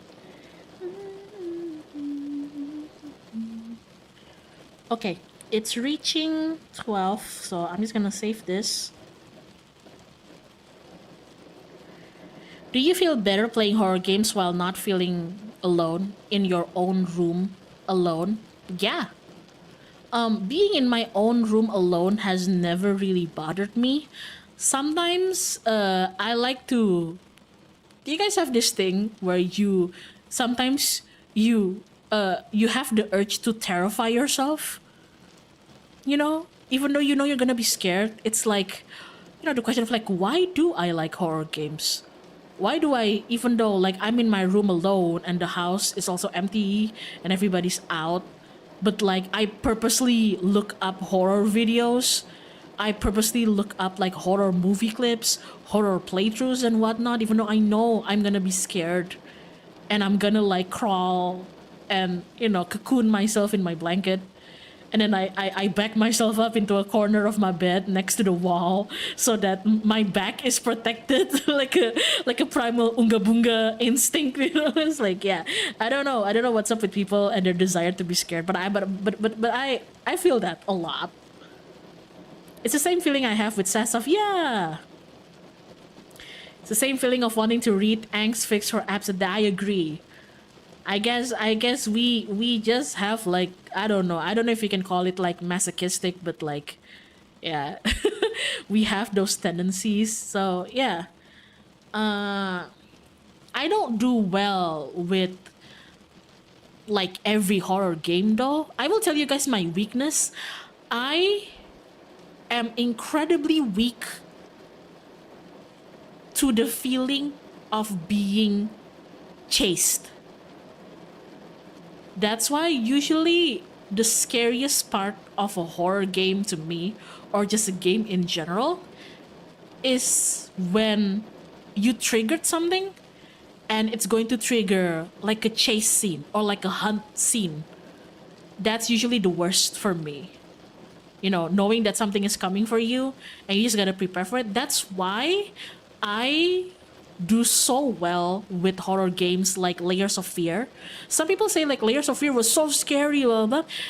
On the contrary, Layers of Fear is completely okay. Yeah, it was kind of scary for me, but on the level of like 1 to 10, it was somewhere around like 6 or 7 6 or 7 for me. But this is why I don't do well with Five Nights at Freddy's or most games like that. I am severely weak to that tension of being chased, and just knowing like, oh fuck, oh shit, yeah. My anxiety is like really bad. Say that again? What numbers? That sucks. Being chased is like 90% of horror games. Yeah. I remember, like, so far, the scariest horror game for me, horror, thriller, psychological horror, I guess, the one that combines every single thing that I have a fear for is Soma. And I have not finished it. I admittedly cannot finish Soma. It has everything that I am afraid of. It has being hunted, being chased, existential crisis, the question of are you still you if your consciousness is uploaded to a flash drive. Most of all, I have thalassophobia. So if you remember the parts of Soma where you literally have to like walk on the seabed to reach certain areas, that was so bad. That was so bad. The fact that I managed to get like halfway into the game, I'm so proud of myself, but I am incapable of going further for now. So yeah. Yeah, I have I don't know. I'm scared of like I have thalassophobia, and another game that scared the shit out of me is also observation, because there was a point where you have to spacewalk. I don't know. I guess I have a fear of like emptiness, void. So anything that's like a void of me in the same predicament, I think I would feel a lot better. So yeah.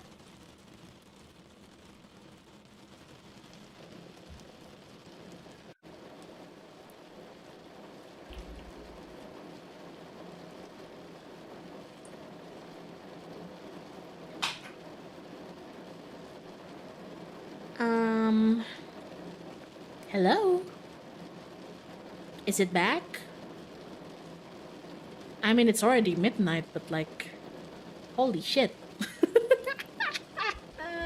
I'm sorry. You're right. They took my slipper.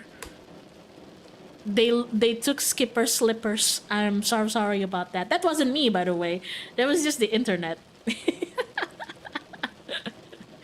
Yeah, that might be sign that it's bedtime. I was just rambling about how, yeah, if it's a horror game, but if it's a multiplayer, I think it would shave off like half of my fear level in the game because I have a sense of comfort if somebody was there with me. And by there, I don't mean like just watching me play it, but actually actively inside of the game with me. So, yeah. Um, Okay, last time extension, you must stream for 1 more hour. Listen, I know that my presence is entirely radiant and addicting.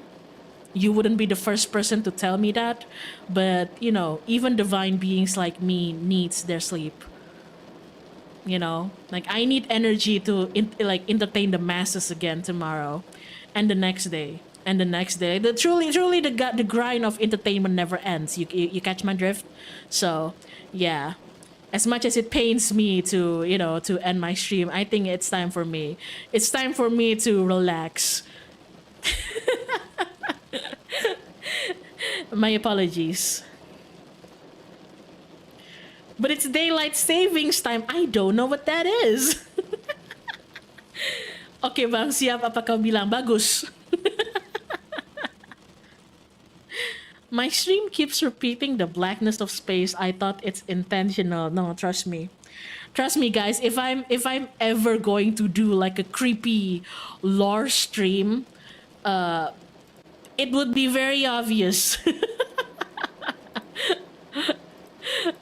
I don't think I like the idea of like tricking people into like, hey, this is a normal stream, and then suddenly, boom, like creepy pastas and like something creepy and like, oh, lore.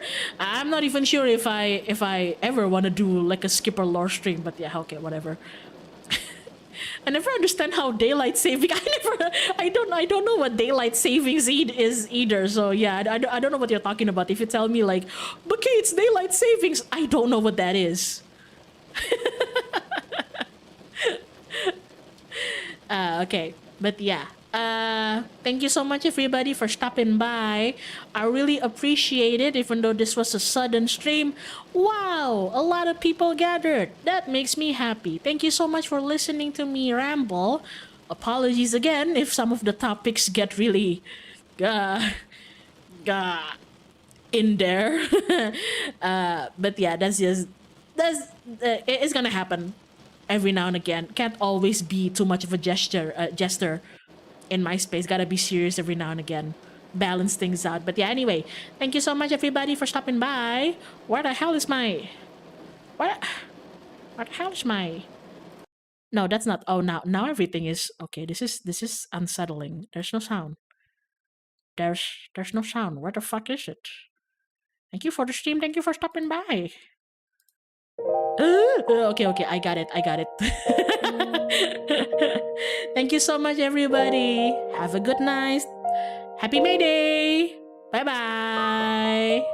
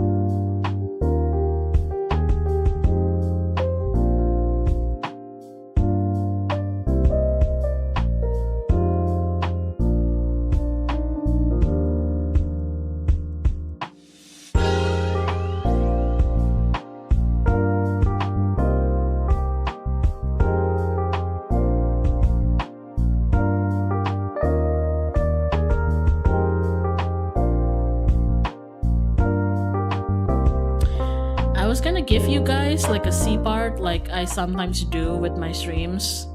You know, like, oh, haha, cool Easter egg for people who stay on the ending screen for like 2 more minutes.